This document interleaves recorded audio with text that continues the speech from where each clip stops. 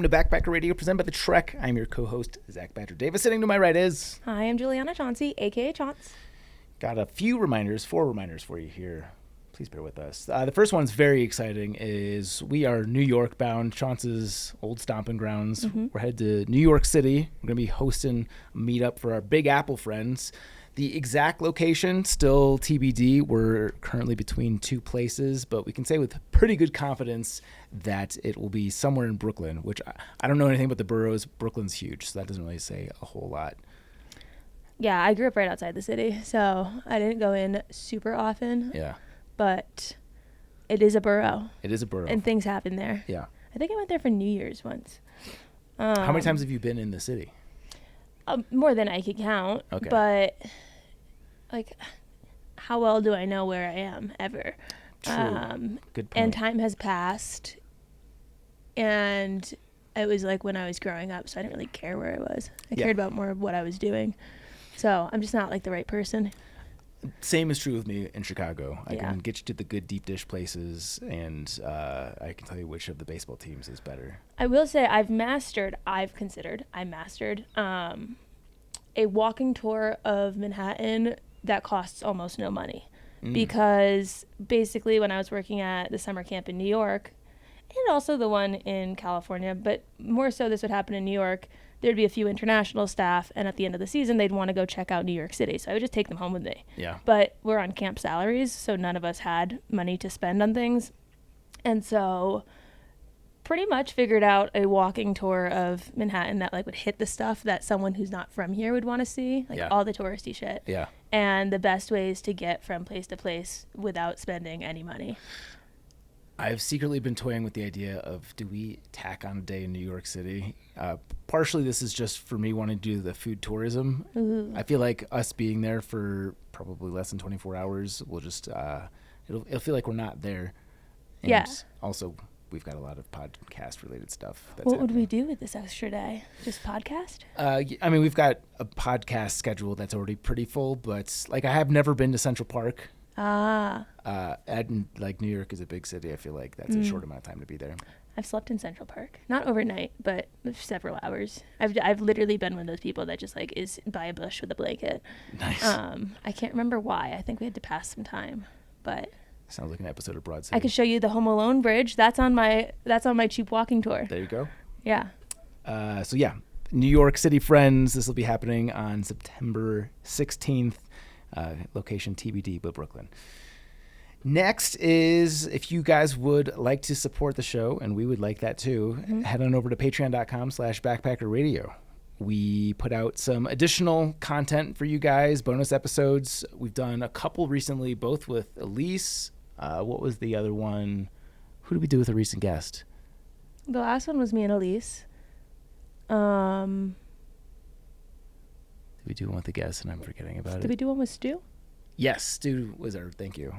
We did his favorite hidden gems in Canada. Oh, yeah, that was a good one. Yeah. Between our 2 half memories, we make one whole memory. We're such a good brain. Yeah, but we do at minimum 2 Patreon episodes per month, trying to make more of that happen. We'll be headed to PCT days here this week, actually. Very excited for that. Oh, wait, got it. As time will have listener. passed. Yeah. We'll definitely be doing some Patreon content there as well. I just had a heart attack. Yeah, no, it's busy times here at Backpacker Radio Central, but very grateful for you guys' support, and if you want some additional content, that can be achieved at Patreon. This next one, I'll let Chauncey take this one. Yes, as you know from you obviously being a listener who listens to the very end of each episode, when we say we're also on YouTube and then we point to the camera, we say, hi, Internet.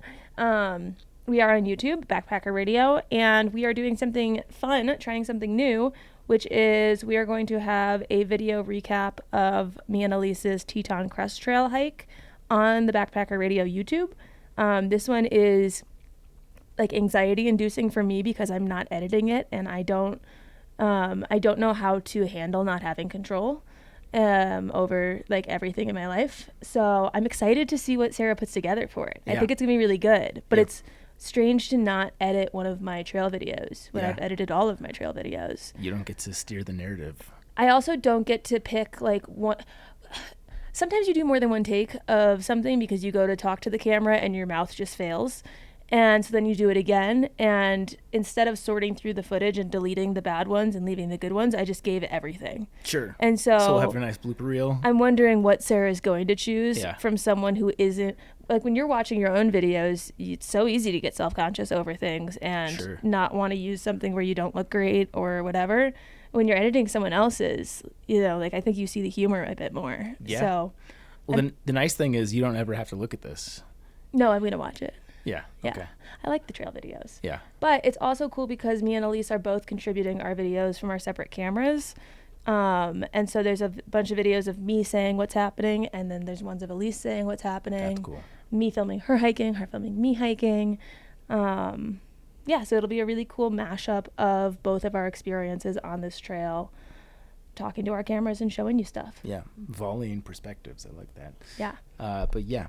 Be sure to subscribe to the channel on YouTube. Obviously, all these episodes go out on YouTube, but we're going to be putting more bonus content out as well, including a hike that I will be doing as of the recording, or at least as of the listening of this episode. I will have completed it. So I'm like 98% certain what that hike is going to be, but I can say with great confidence it was not my plan A. The fires, once again, have had other plans for my backpacking plans this season, but that's how it goes in the West in the summers. Last reminder here is we love to hear from you guys. We, of course, love the mailbags when they are written, but we love to hear your voices, and we have an opportunity for you to do that. Head to the link in the show notes. You can leave us a voicemail. Can be a question, can be feedback, can be really anything that you want us to hear, and there's a better than good chance that we will play it on the podcast. So. Yeah, we listen to all of them, so you can say anything you want to us. It's true. We're going to hear it no matter what. Yeah, we just might save the ones that are more appropriate for air. Yeah, we do censor some of them. Yeah. But you can say whatever you want to us. That's right. It's a safe space. I hope we're not inviting some very oddball voicemails, but yeah, send us your weirdest. Yeah, but we can have the looming threat of playing it on air. Yeah. So if it... And this is a good plug for, we should reignite the Priest Confessional series, because that was a really good one, and it just lost steam. So, if you've done something on trail that you think is funny where you'd like to remain anonymous, you don't have to give us your real name, trail name, or just be anonymous. Give us that story, and that's the one where I think we've had to censor the most, because some of these things have been a little bit like leave no trace, unfriendly. Yeah, I think accidentally violating leave no trace, again, keyword accidentally, and feeling remorse is the key to not that you have to accidentally violate leave no trace, but a lot of priest confessionals tend to be around something went wrong that shouldn't have. So if you happen to accidentally violate leave no trace and you are remorseful and it was an accident, I think that's fair game. But if you are intentionally violating leave no trace, like maybe it's only very funny to you and other people might not find that very funny. Yeah. So just keep that in mind. Yeah, to Chauncey's point, if you feel remorse, these things are learning lessons for all of us, so we can learn together. With that being said, let's get right to today's interview with Justin Simoni, a.k.a. the Long Ranger. We are joined by today's guest, Justin Simoni, a.k.a. the Long Ranger. He's a prolific peak bagger, bike packer, mountaineer, trail runner, and backpacker. In addition to established routes like the Tour Divide and Nolan's 14, Justin also creates his own. He's traversed the Sangre de Cristo Range, Mosquito and Tenmile Ranges, and from Milner to Berthoud Pass along the CDT. And while summiting all of Colorado's 14,000-foot peaks in an effort in and of itself, Justin summited the top 100 mountains in the state after biking to them from his home in Boulder. That's right, no driving to the trailheads allowed. Justin, thank you so much for joining us here on Backpacker Radio. Wow, thank you. Yeah, I'm exhausted just listening to that list you've compiled. I know. I wish you would have done less to have making it easy for me, but I should have just done a half marathon, you know? Yeah. Hey. Those are hard.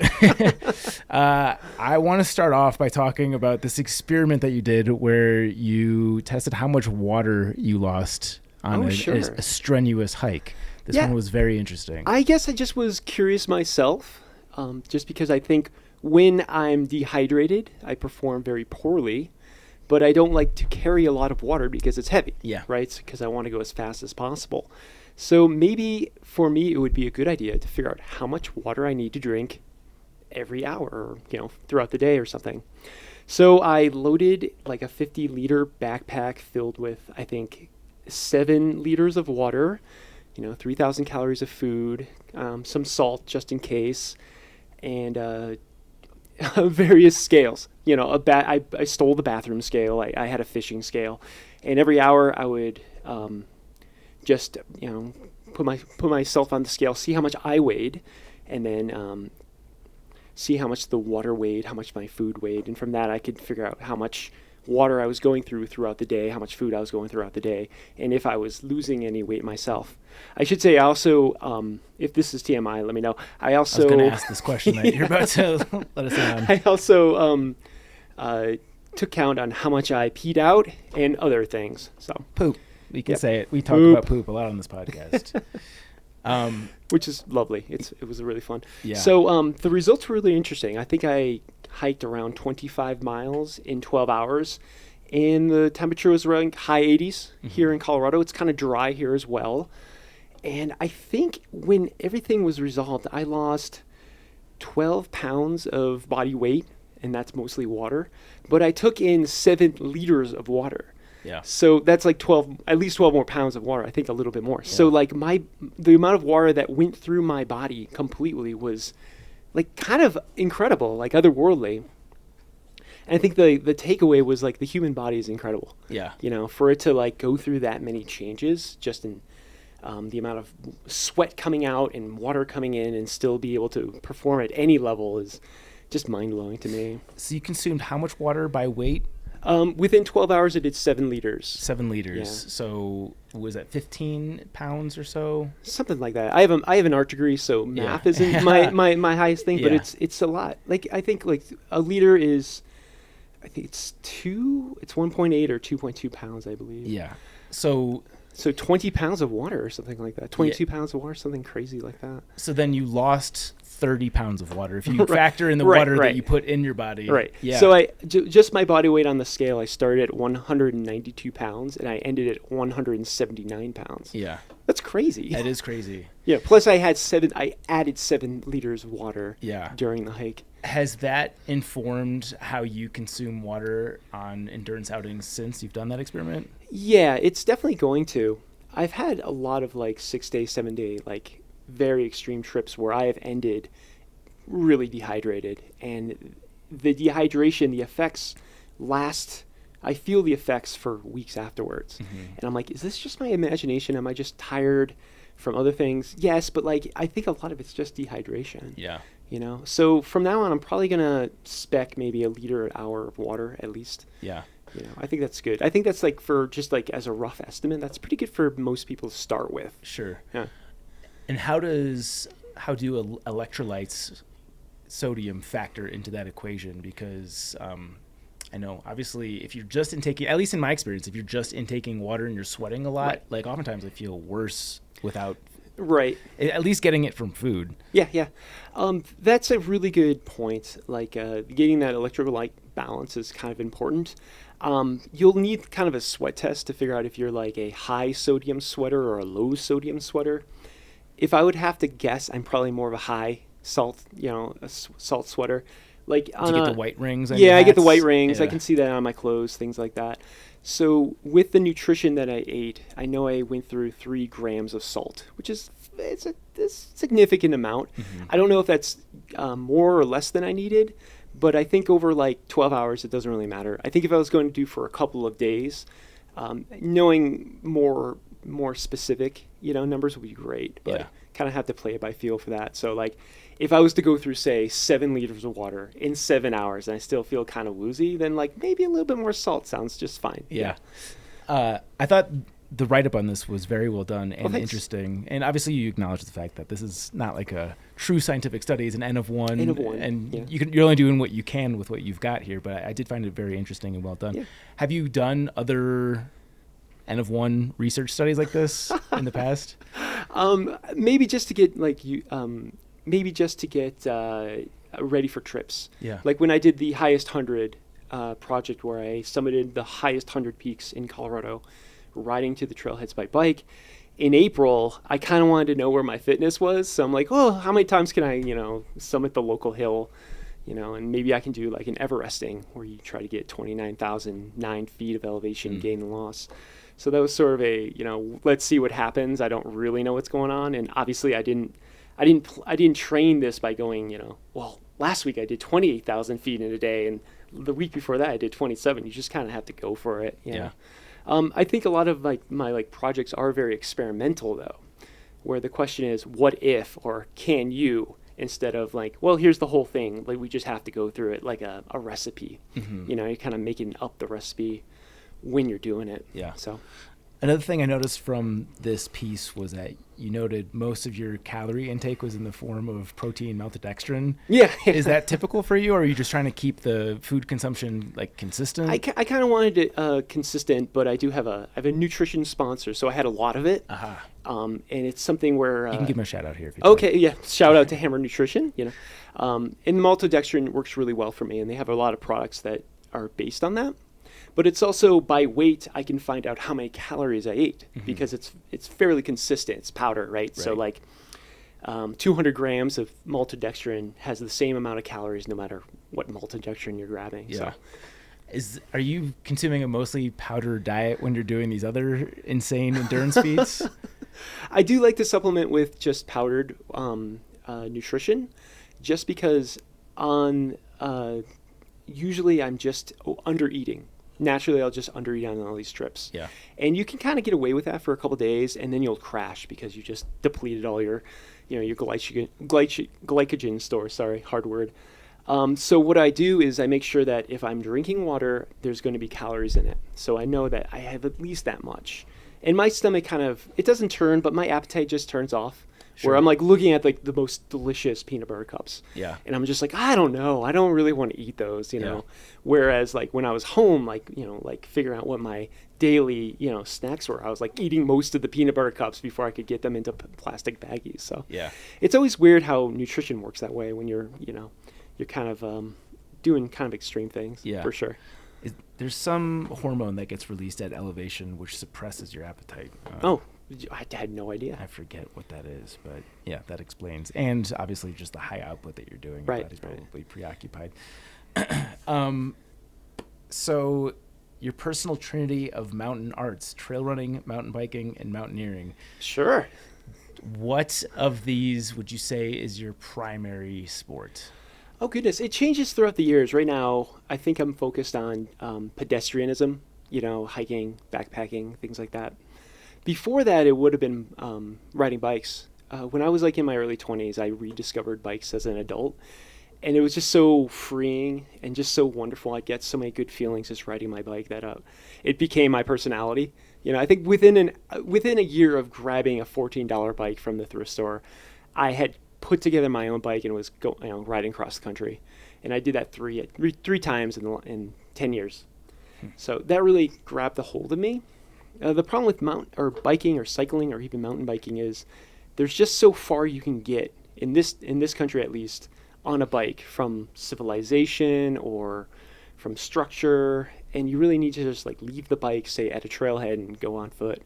And then I found, it's almost like finding uncovering another layer of like just adventures and just landscapes and getting into trouble. So yeah. I've been really having fun just kind of getting in trouble on feet. Sure. Yeah. That's true for like the standard hiker and like quadruply true for the types of adventures you're doing where like, a bike is certainly not feasible even remotely. And then like kind of the mountaineering background, like I guess this isn't unusual anymore, but I'm an old.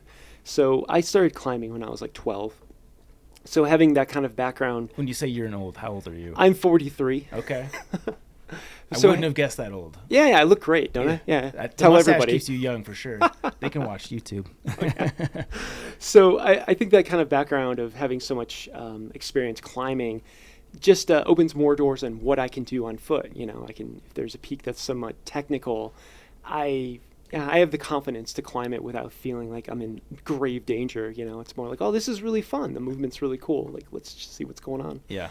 So. Also interesting is you don't own a vehicle. Nope. You do everything just outside of your door in Boulder, Colorado. Right. I've thankfully the public transportation system in Colorado has gotten so much better in the last 5 years. The Mustang goes through the mountains. If you do the Colorado Trail, people use it all the time. It's fantastic.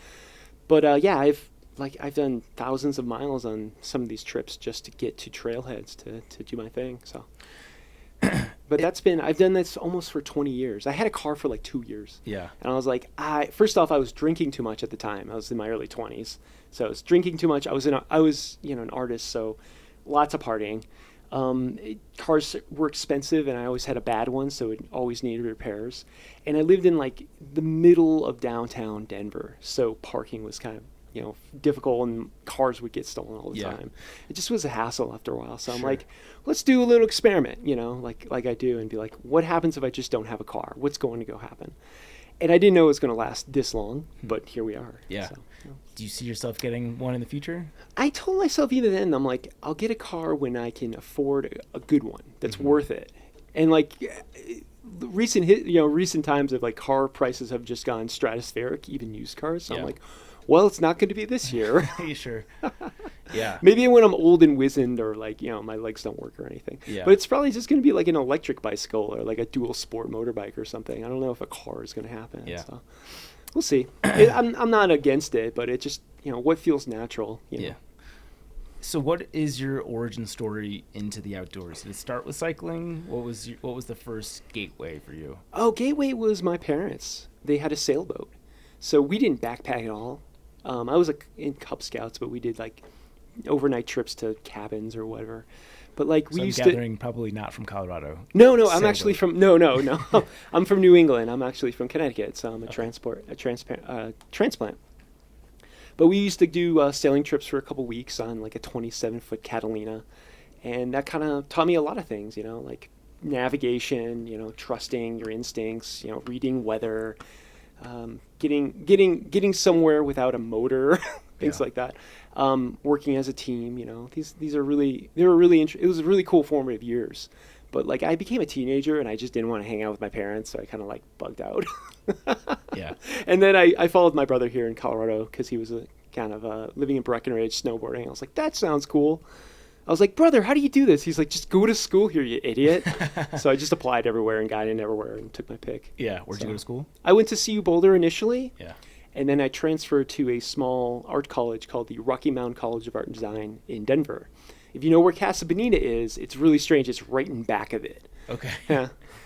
So how many times have you been to Casa Bonita, both the original and the new version? I've only been to the original, I guess. I had classmates that were like cliff divers. I'd be like painting a painting, and he'd just be like, "Well, how was your gig last night?" He's like, "It was great." I'm like, "Cool," but I think I've only been a couple times. When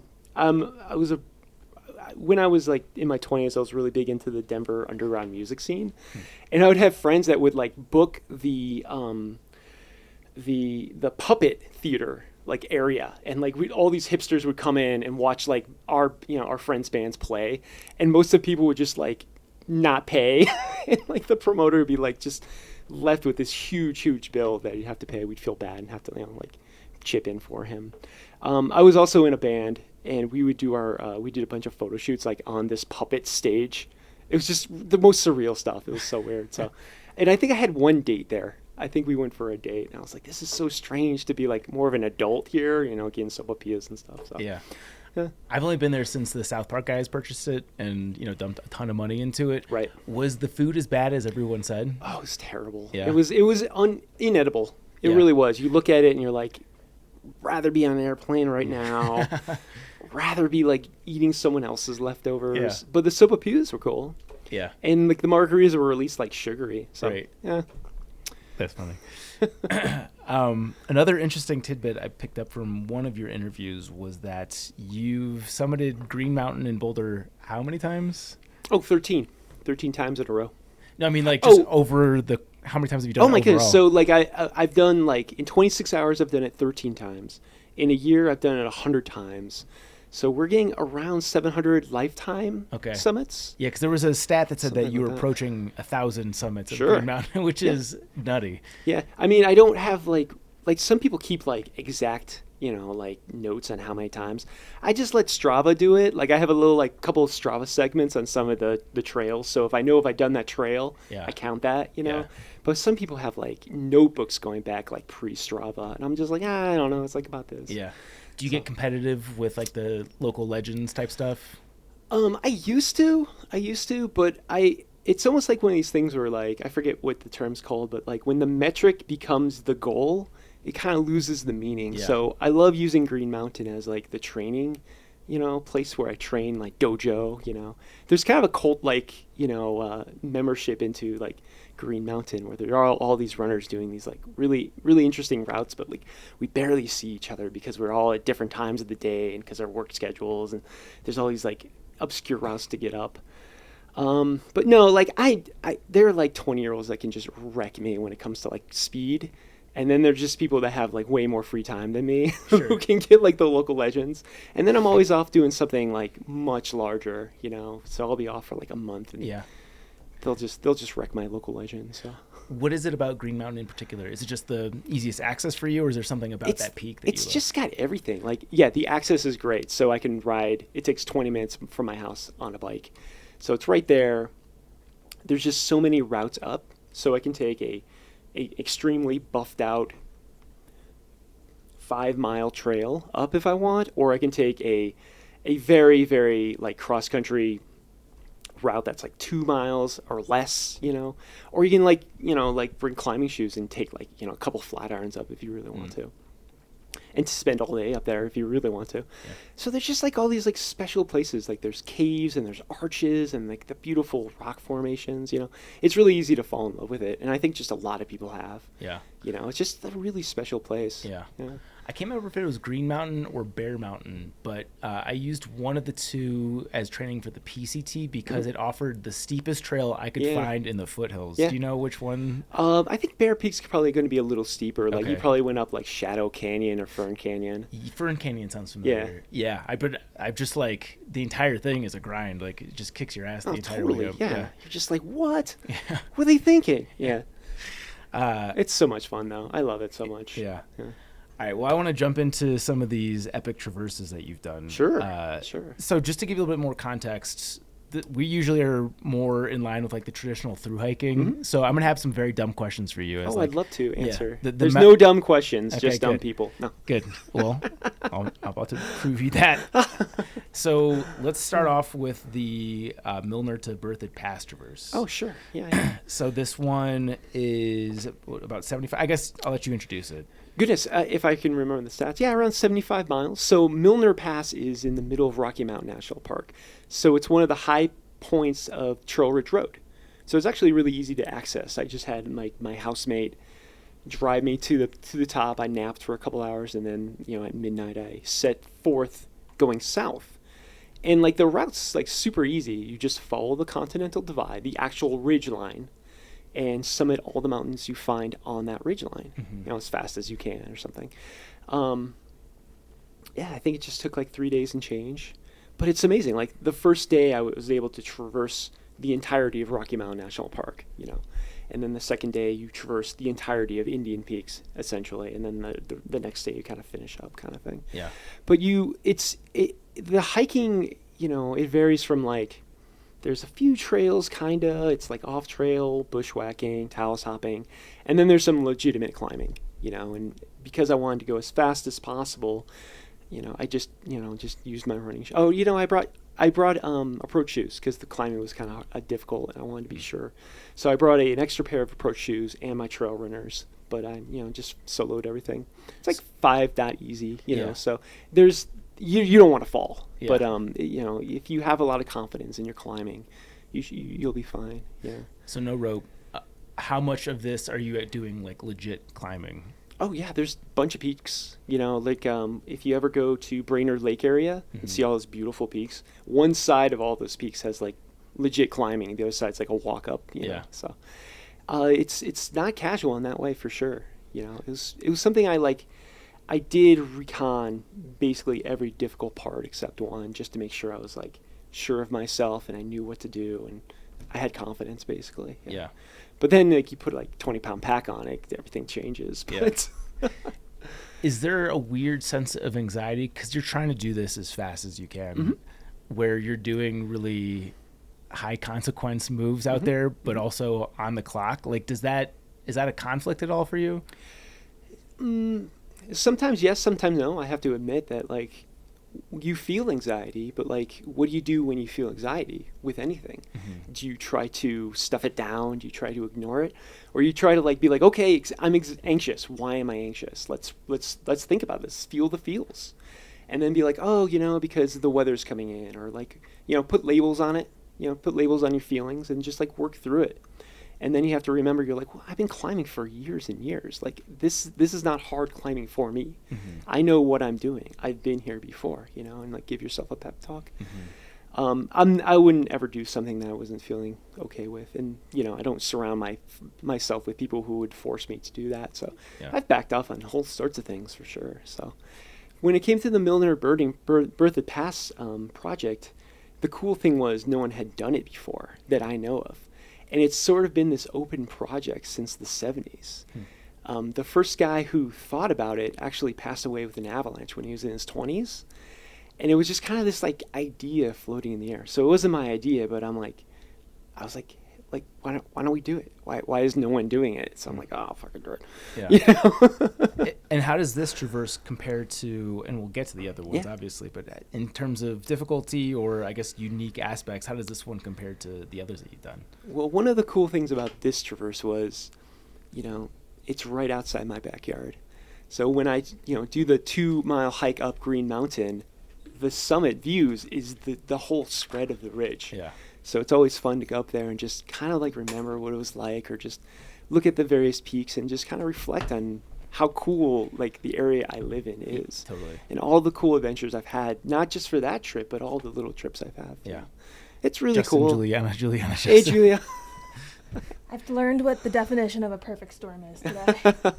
I don't think I can recreate these conditions if I tried. So we're chatting about Vanishing Point. Is that the name of the... That's what I call the project. Yeah. I was just like, there was a song called Vanishing Point, and it just, I would put it on to like, as my hype song. Yeah. And I was like, yeah, this is great.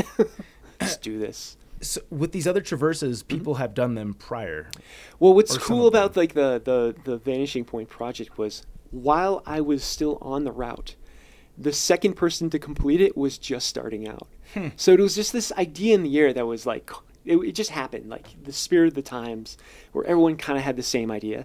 And I think before the summer finished, like 2 other parties of 2 like finished it as well. It was so crazy. Is that because of COVID, you think? People are going stir crazy and just looking for new ways to... Yeah, it was definitely why I picked it. I'm like, it's right by my house. I could ride my bike to the start of these reconnaissance hikes and check it out and come back.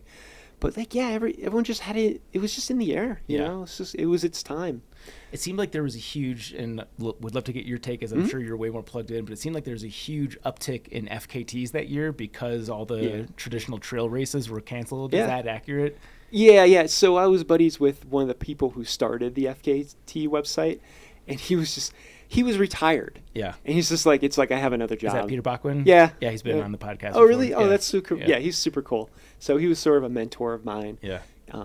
He was I think he was like testing me out to see what my mettle was. Yeah. When I was doing like the 14er project, when I just moved to Boulder and tried that out, he was like, who is this kid? I was like, guess I made a good impression. No, we have really good chemistry together. So I love just running with him. Yeah. And like a lot of the projects I've done are because he's inspired me. So big up to Peter. Yeah. For sure. So a little bit more granularly, what is the most challenging stretch of the Vanishing Point? Oh gosh, that's a really good question. So there's a bunch of little parts, like in Rocky Mountain National Park, there's a peak called McHenry's, and for some reason it's just the scene of so many search and rescue missions. Like people find the wrong ledges trying to descend, and then they're just like cliffed out and they're just benighted, and there's all these stories of people just like waiting on a ledge for hours for like search and rescue to like grab them. Or even when I was like doing a recon of that area, I saw like search and rescue helicopter grab somebody, and unfortunately there's been a few fatalities as well. And the first time I was, speaking of Peter, was with Peter, and like we had a great time. It was no problem. I didn't have a problem when I did it for that trip either. I was like, I don't know what people were doing, but like our route founding was fine and people's weren't. So unfortunately, so I got lucky. Like I said, the Brainerd Lake area has some really cool stuff. Mount Toll has this incredible chimney system. You have to kind of like stem up. It's just super cool. Again, it's another place where people get into trouble. There's a musician, I'm not sure if you're familiar with, named Jello Biafra. Mm-mm. Oh, okay. So local legend from Boulder. He moved to the Bay Area in San Francisco and started a punk rock band called the Dead Kennedys. That I've heard of. Yeah. That's Jello Biafra. He has that nasally voice. Uh-huh. He has a sister who was on a mountaineering trip, and she unfortunately fell on that route and died. And what's also crazy is their mother is a librarian in town, and this is such a weird fact, but she was one of the reasons why there's an interloan library program. So like if you want to loan a book from another library, she's the person who set it up. So that's like a nationwide thing. Yeah, it's her. That's her claim to fame. Wow. Not having a famous son, it's the interlibrary. The library, yeah. Cool. In the Dewey Decimal Hall of Fame. Yeah, right. And like the other weird fact that like kind of ties us all together is Jello Biafra. I was in a band, and Jello Biafra was our record label owner. So he'd come to Denver all the time because he had family in town, and just like you'd go to our shows and we'd put him in a mask and be like, go on stage, take photos and stuff. Yeah. So no one knew he was there, but he was totally like just playing music with us. What's your instrument? Percussion. Yeah. I have no musical talents. I can barely count to 4. But I have an artistic background, so performing, I know how to perform. Yeah. Plus, I can hold heavy instruments in my hands for long periods of time. Yeah. Yeah. So are you on the drum set? I don't want to get into details because it's a secret project and it's anonymous, and I don't want to get in trouble. The triangle. It's like the triangle for sure. But like I was initially, I think I saw them. They would. This group would crash places. So I was in an art gallery, and all of a sudden they would just play, and I was like, this is so cool. And I would like gush about them to one of my friends. And I didn't know it, but my ex-girlfriend was part of the band, and she just called me up. She's like, you want to be a part of it? We need a dancer. And I was like, I can dance. Yeah. Wait, so is your job just to go on stage and like dance? It was, yeah. I was on dance duties, and they had a tricycle. And they're like, Justin rides bikes. Have him ride the tricycle. Yeah. We'd have like a mini PA system on the tricycle because we could never book shows. No one wanted to book us. So. Wow. Did it change after the tricycle was introduced? Huh? Did that change after the tricycle was Absolutely. introduced? They're like, who is this tricycle man? They're like, gotta have him. That's the star of the show. Yeah. Let's just sign the tricycle guy. Yeah. Right. You put the rest out of business. I was like, no. I need my bandmates with me. Sure. I need my homies. Sure. It's one or none of us. It's all of us or none of us. Yeah. Very, very 3 musketeers of me. Wow. So for this traverse, you did it over. Talk about tangents. Yeah. We can get you another water, by the way. I'm fine. For this traverse, it was 3-ish days, I think. Yeah. What does your camping setup look like? Oh, it's just like a high alpine bivvy setup. So. Yeah. A bivvy bag is just a nylon bag you put on the ground. All I need is a fairly flat, kind of coffin-shaped area, just to lie down, and you're just sleeping for a couple of hours. Yeah. So it's not like uncomfortable, but like it's not where I want to be for like if a storm rolls in, I'm kind of SOL. So you just kind of like wait for a high pressure system to like just like kind of sit in the area and kind of go for it. So. But it's very light, it's very packable. Yeah. It looks like you've done most of these in the summer. The thing that I've been curious about is you have to be encountering thunderstorms all the time. It was which one of these where you were above 13,000 feet for like 30 miles consecutively? Like, how are you avoiding getting struck by lightning in these? I mean, dumb luck, honestly. Like, if there is a storm system coming, like, it's pretty obvious. You have to get down. Yeah. Sometimes on these ridgelines, there's no obvious way on how to safely get down. So you kind of have to make it up as you go along. And that in of itself is dangerous. Yeah. Because like I guess, like I said with the other people, you can get clipped out. And then what do you do? So Yeah. you have to have like, again, like just like experience on being on really terrible routes and a little bit of confidence to know your shit, to like be like, okay, I got this handled. I'm not going to freak out, you know? What do you do when a storm's coming in? Because they come in very quickly in Colorado, and you're in a situation where it looks like it's cliffed out. Like, are you just crossing your fingers and trying to find the first situation where you can get down? So I've had a few experiences where I've been stuck in a storm. One was on the Sangre de Cristos. I was at 13,000 feet. And like the whole day felt weird, felt really off. And I was like, it's probably going to storm today. So I put up like a tarp just in case a little bit of rain came. And by midnight, it was like a full-on windstorm. You know, like I couldn't see where I was going. I was in the middle of a cloud. It's like, you know, that weird cloudy, foggy precipitation was hitting me. And I was just like, this is not good.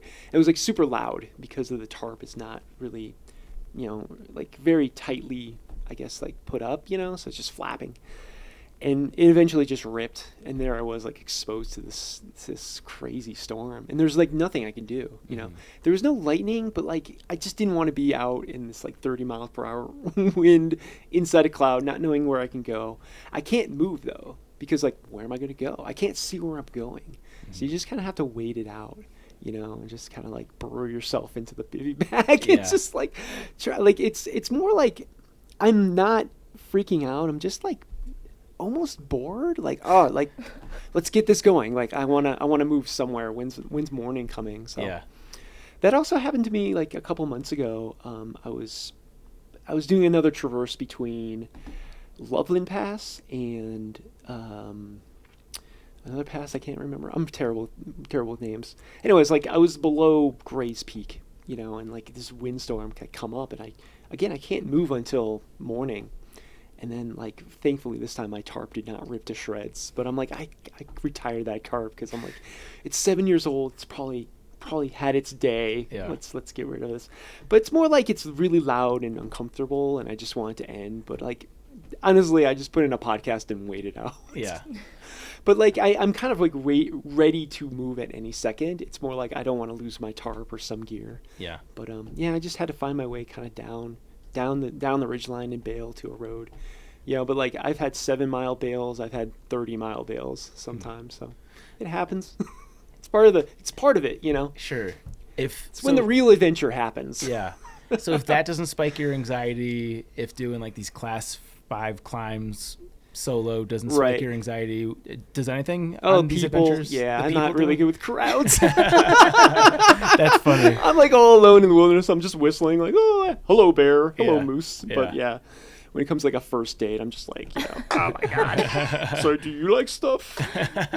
What do you do for fun? Have you seen my tricycle? Yeah, I'm just gonna listen. You know, I'm a good listener. Yeah.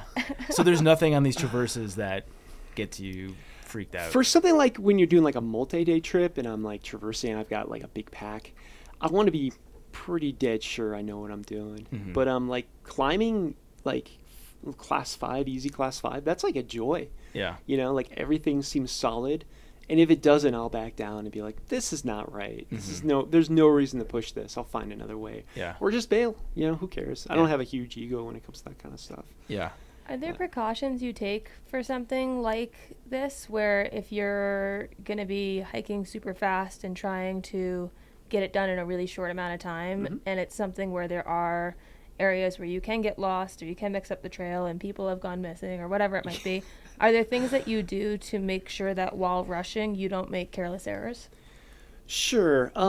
So let's think about how fast I'm going.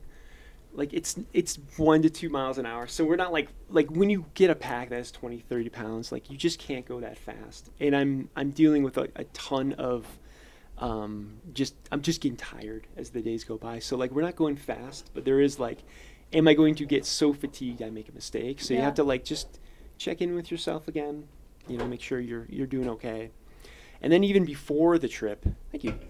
And then even before the trip, you have to just like be okay with like, I'm putting myself in this situation.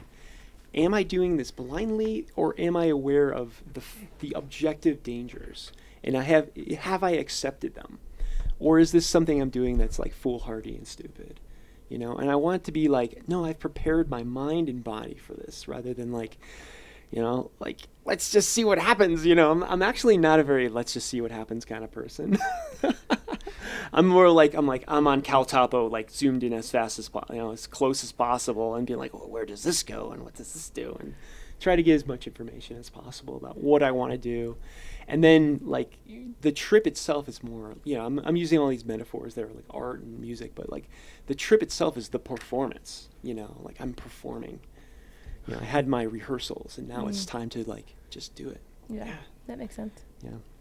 You said you're not much of a let's just see what happens sort of guy. I'm not. You're in denial. I'm not in denial. You're in denial. This is a quote from your blog about your Mosquito 10-mile range. Oh, okay. With little prep, I lied to myself, spinning a yarn that this was a scouting mission to myself, 2 friends, and bringing along food for thought, blah, blah, blah, blah. You ended up finishing the entire traverse, going into it with the pretense that it was a scouting mission. Right. Sometimes you have to play little tricks in your mind. Yeah. Well, the Mosquito 10 Mile is cool because it was one of the first ridge traverses I ever did. It was also something that Peter Bachwin had tried many times before, and he just got skunked out with weather or something. Like, Peter is, a much stronger person on this kind of stuff, I think, than me. So, like, if he couldn't finish, it was like, can I? Because that's how I'm like, there's where my measuring stick is, but I was able to get it done. But it was just like, I blew myself away. I was like, I did it. Yeah. Did I? I guess I did. But yeah, there was a good section there that was not fun and I did not like, and it was like that. I am okay with what I'm putting myself into. I was not okay with one mountain. I was like, this sucks. Yeah. What part of it? There's a mountain on the backside of Quandary, near I think Pacific or Atlantic Peak. There's a traverse you have to do. I can't remember the name of the mountain. I've probably blocked it out of my memory. But like the rest of the route is like Class 2 telehopping, little Class 3 parts, and this one mountain, there's like one traverse has like these 5 like nightmare towers and a 5-7 finger crack to like do it. You have to down climb, and I was like, whoa, that's crazy. It gets kind of insane for like a backpacking trip, So like I was going on this one ridge line. I think it took me 3 hours to go 1 mile. And I was just like saying to myself, I'm like, perfectly reasonable backpacking routes.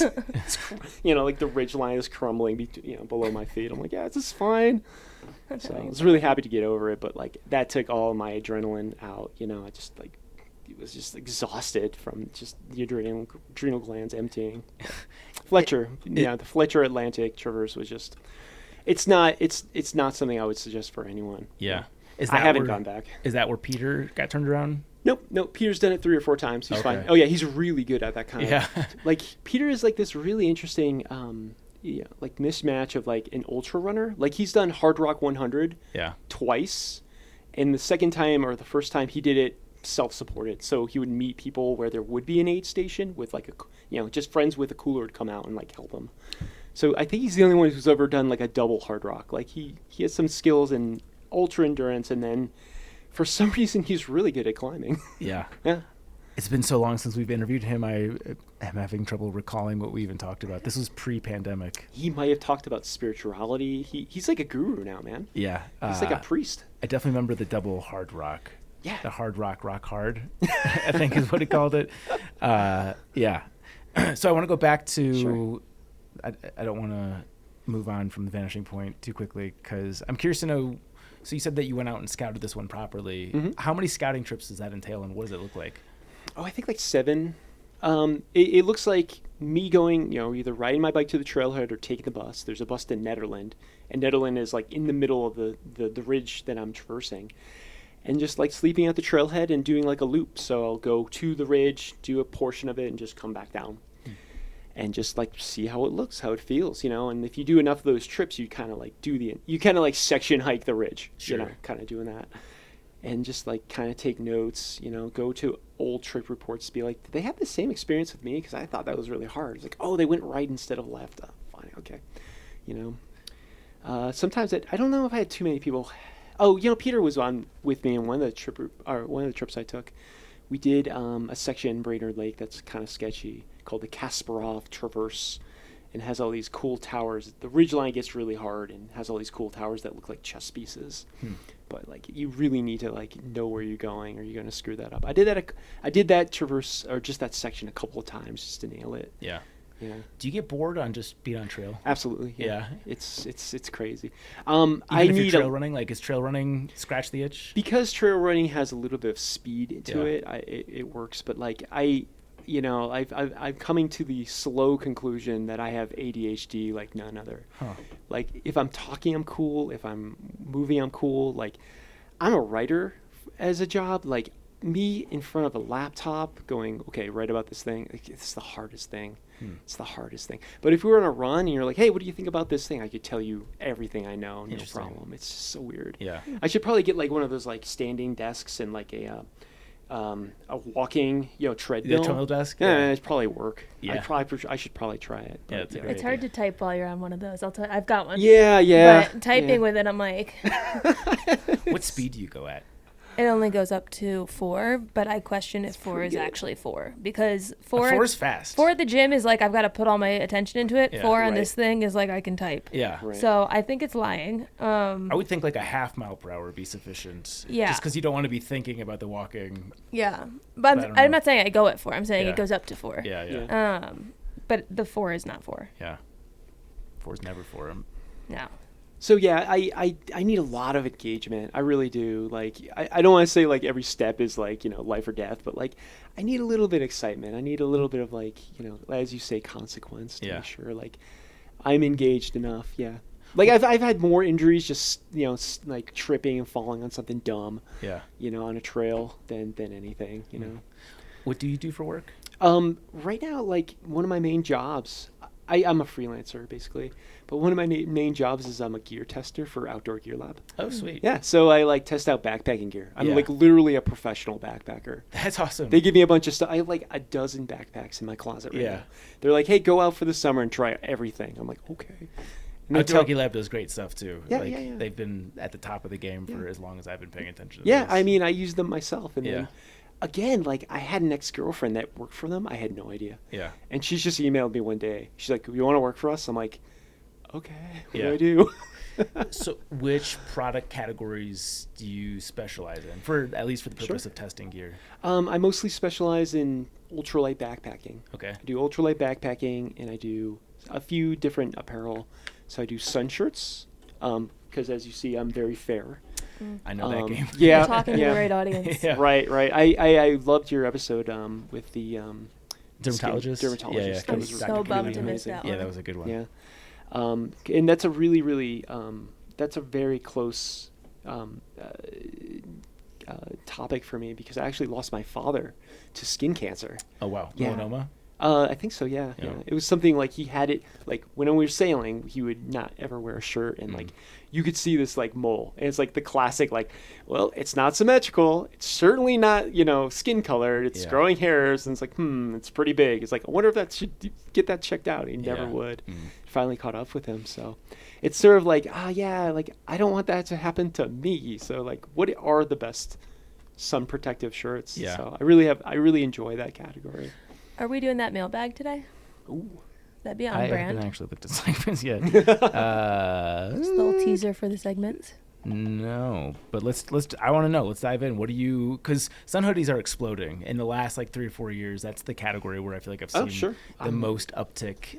What is there a particular sun hoodie that you're most in love with? Yeah, I'm not like the sun hoodies I kind of look for are ones that are like super breathable. Because I sweat a lot. We just went over, how much I sweat. Yeah.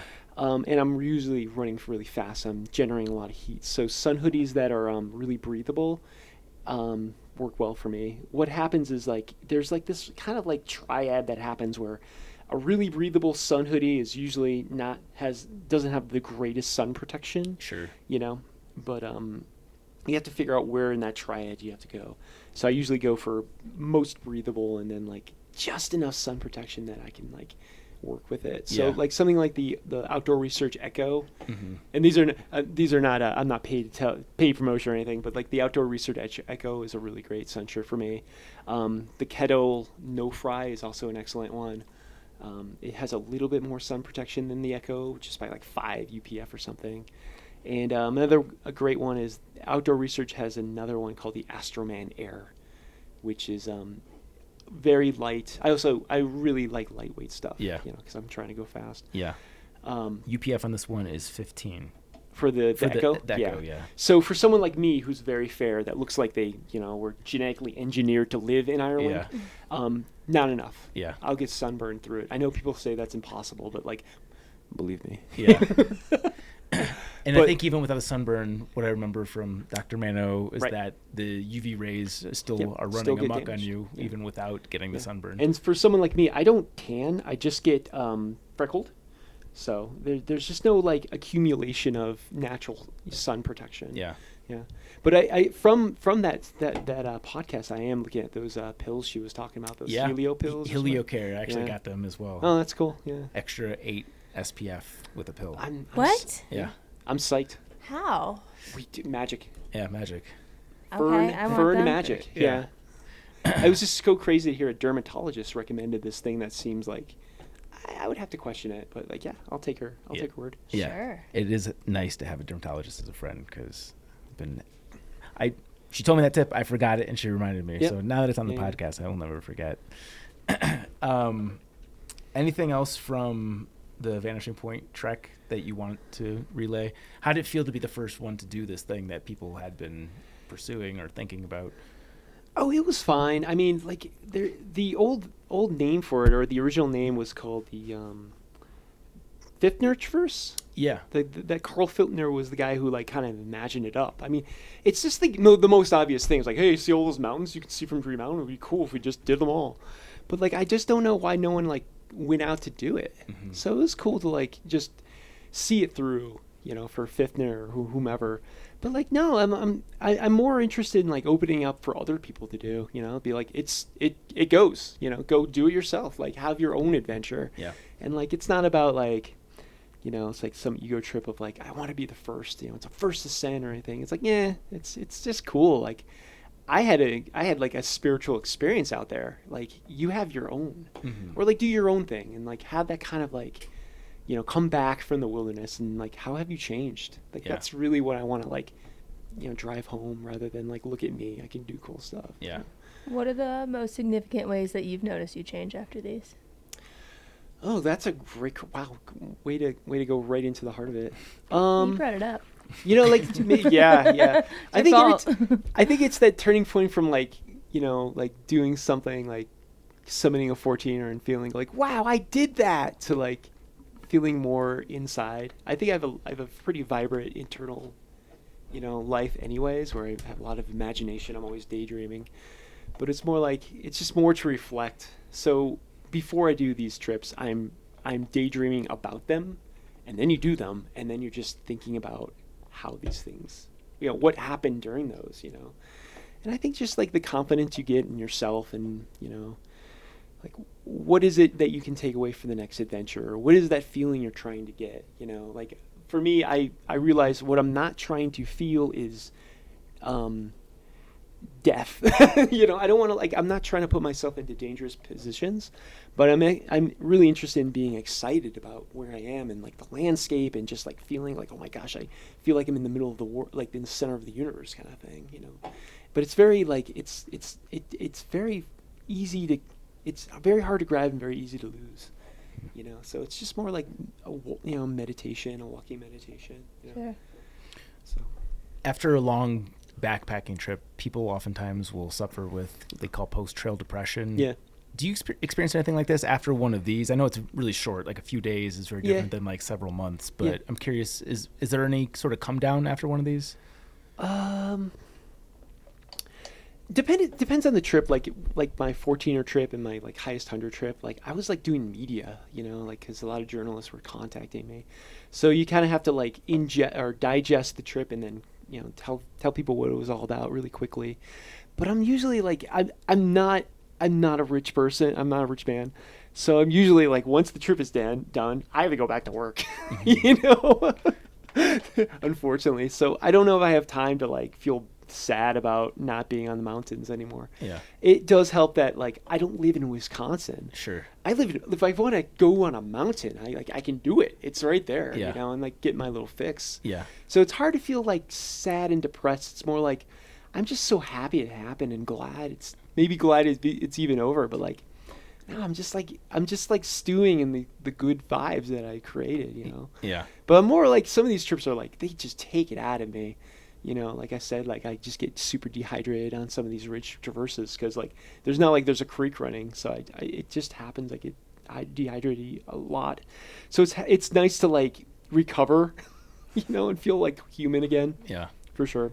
Let's talk about the water consumption. That's interesting. It's not something I had considered for one of these. What are you just carrying water from start to finish, or it's like one of those like cool puzzle pieces you have to figure out. You know, like what do you do for water? So for like some of these, I'll start with liters of water, you know, like 6 liters of water, which is just like absolutely, it's ridiculous. Like you do that for deserts, right? But like kind of what a ridgeline is, you know, if you're 12,000 feet, you're kind of at a high desert, you know, nothing's growing. It's just rocks, you know. And then you have to source it from somewhere. So find a spring, you know, a snowfield that's melting.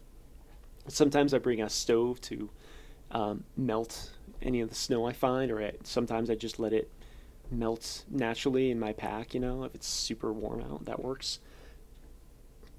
And like some of these trips, like I have to recon just to find the water source, because if you can't link water sources together, like the trip won't work. Yeah. Or like you have to go way off the ridge and like go to a lake and then come back, and I just hate doing that. I'm really kind of stubborn.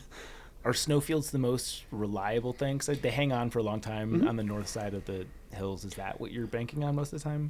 Well, what's cool about snowfields is like you can see them from a distance. Yeah. So if like you're driving from one end to another to start off your trip, like you can be like, okay, there's a snowfield on that mountain, there's a snowfield on that mountain. That's less than a mile. Okay, I can almost skip the first snowfield and kind of like make a strategy. Huh. Yeah. And like northern aspects will have, you know, easier to see snowfields from a distance than southerly. So like if you go north to south, that's actually might be easier because at least you know your water sources. Yeah. Yeah. But I found like it's so cool to like if you dip down into below tree line and find a spring or something gurgling, it's so cool. Yeah. You know. Yeah. All right, let's dive deeper into the Sangre de Cristo traverse. Yeah. This one was longer, 120 miles. Yeah. That's so cool. Had this one been done previously? This one has a really awesome history. I just in the past year, I've learned how rich the history is. The first time it was attempted was like in the 60s. It was like 2 friends and their kids. And they're like, I don't know, like it's kind of like, you know, let's just see what happens.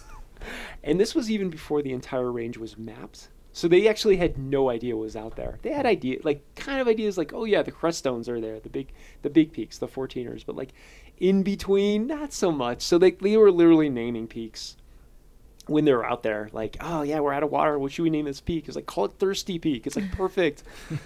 Like that's where in the name stuck kind of thing. So they would write their trip report and like give it to like the Colorado Mountain Club. They'd publish it, and that's how it became known.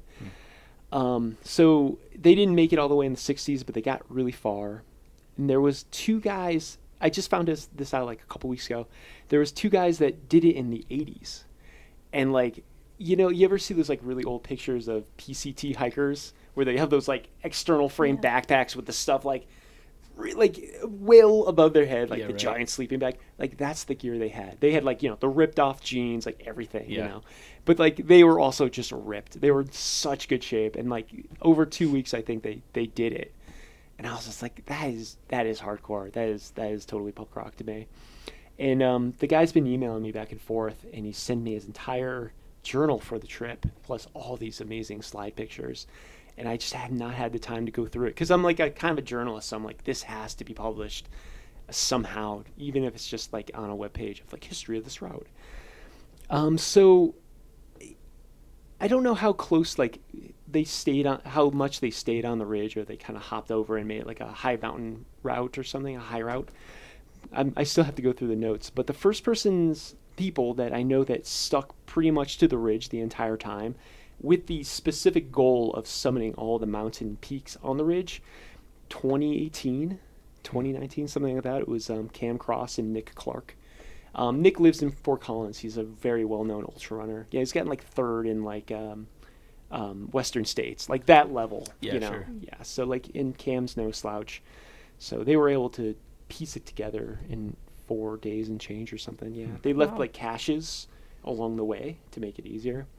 So I did like the year after they did it, and I was like, caches, that's silly. I'll just bring everything on a backpack from start to finish, you know. And how heavy is your pack when you're attempting specifically this one? Around 40 pounds. 40 pounds. Yeah, including water. Yeah. So I'll bring like 5 days of food. Each day of food's like 2 pounds plus. And then just... That's not much for what you're doing. Bare necessities. Yeah, right. Yeah.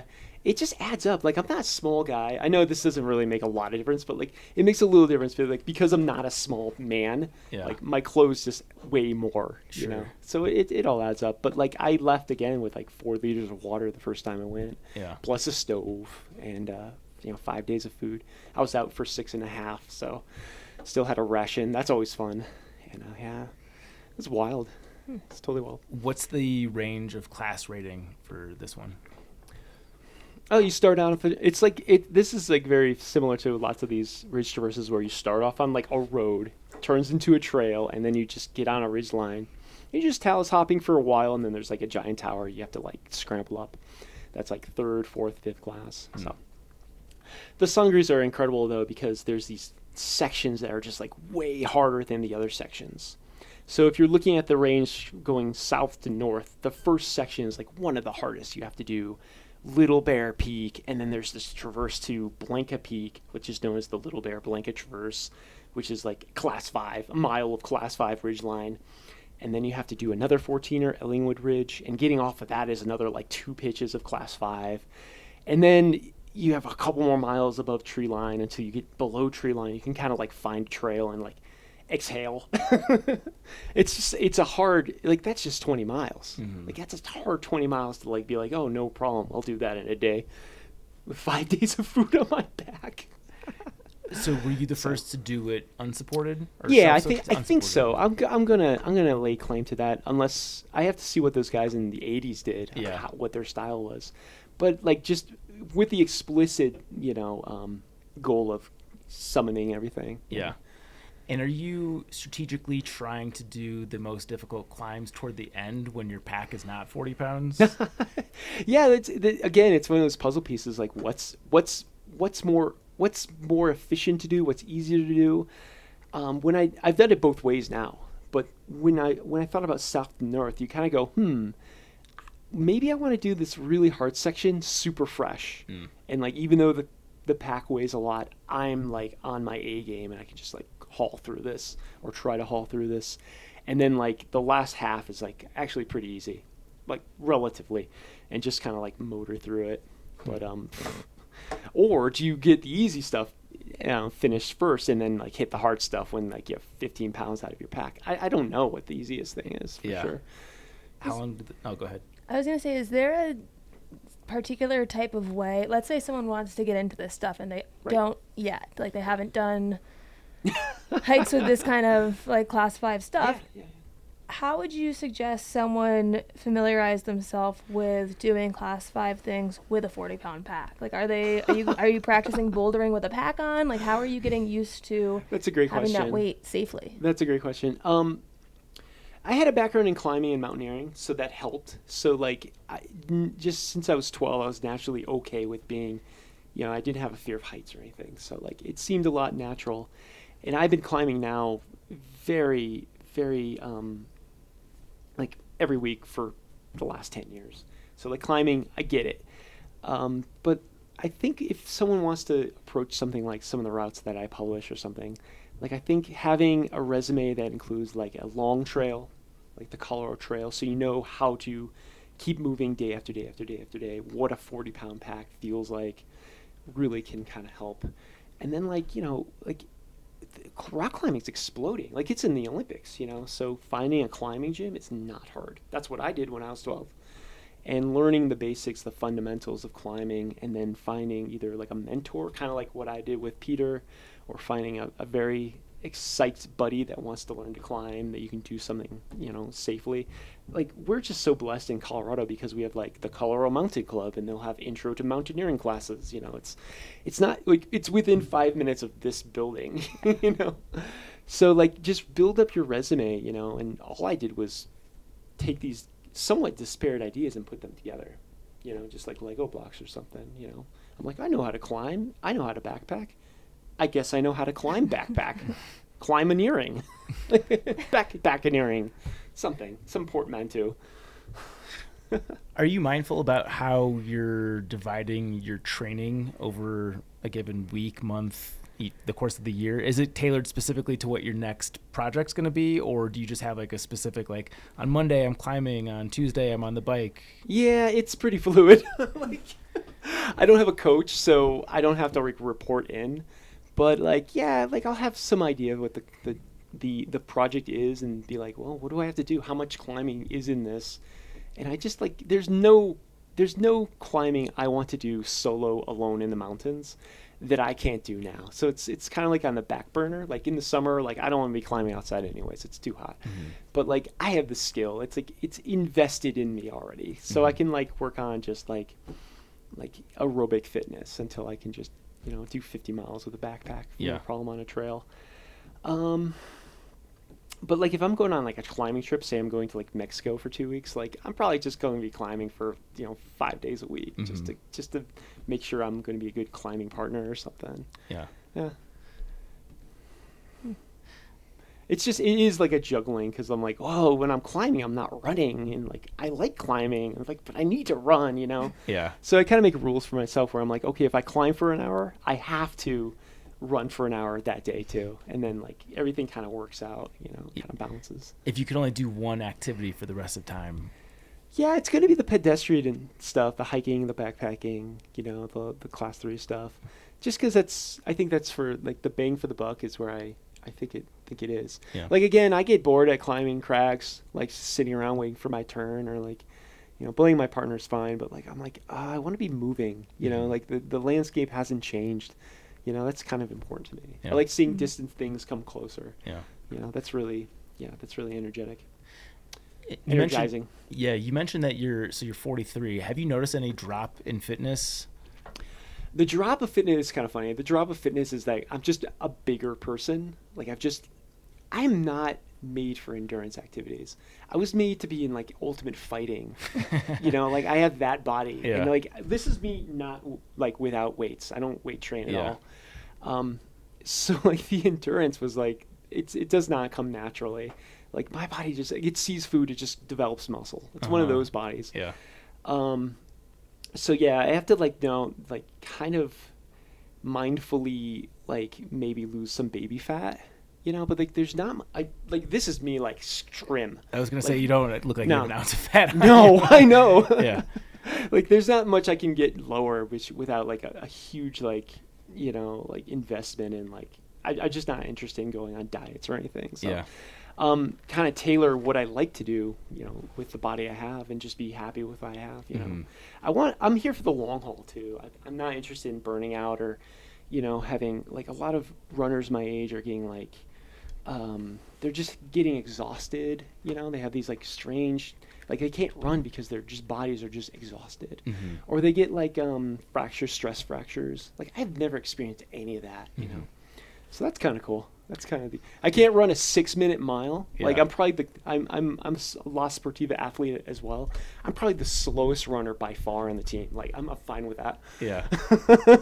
How fast is the mile of the slowest runner on the team? I don't. It's slower than 7 minutes a mile. Yeah.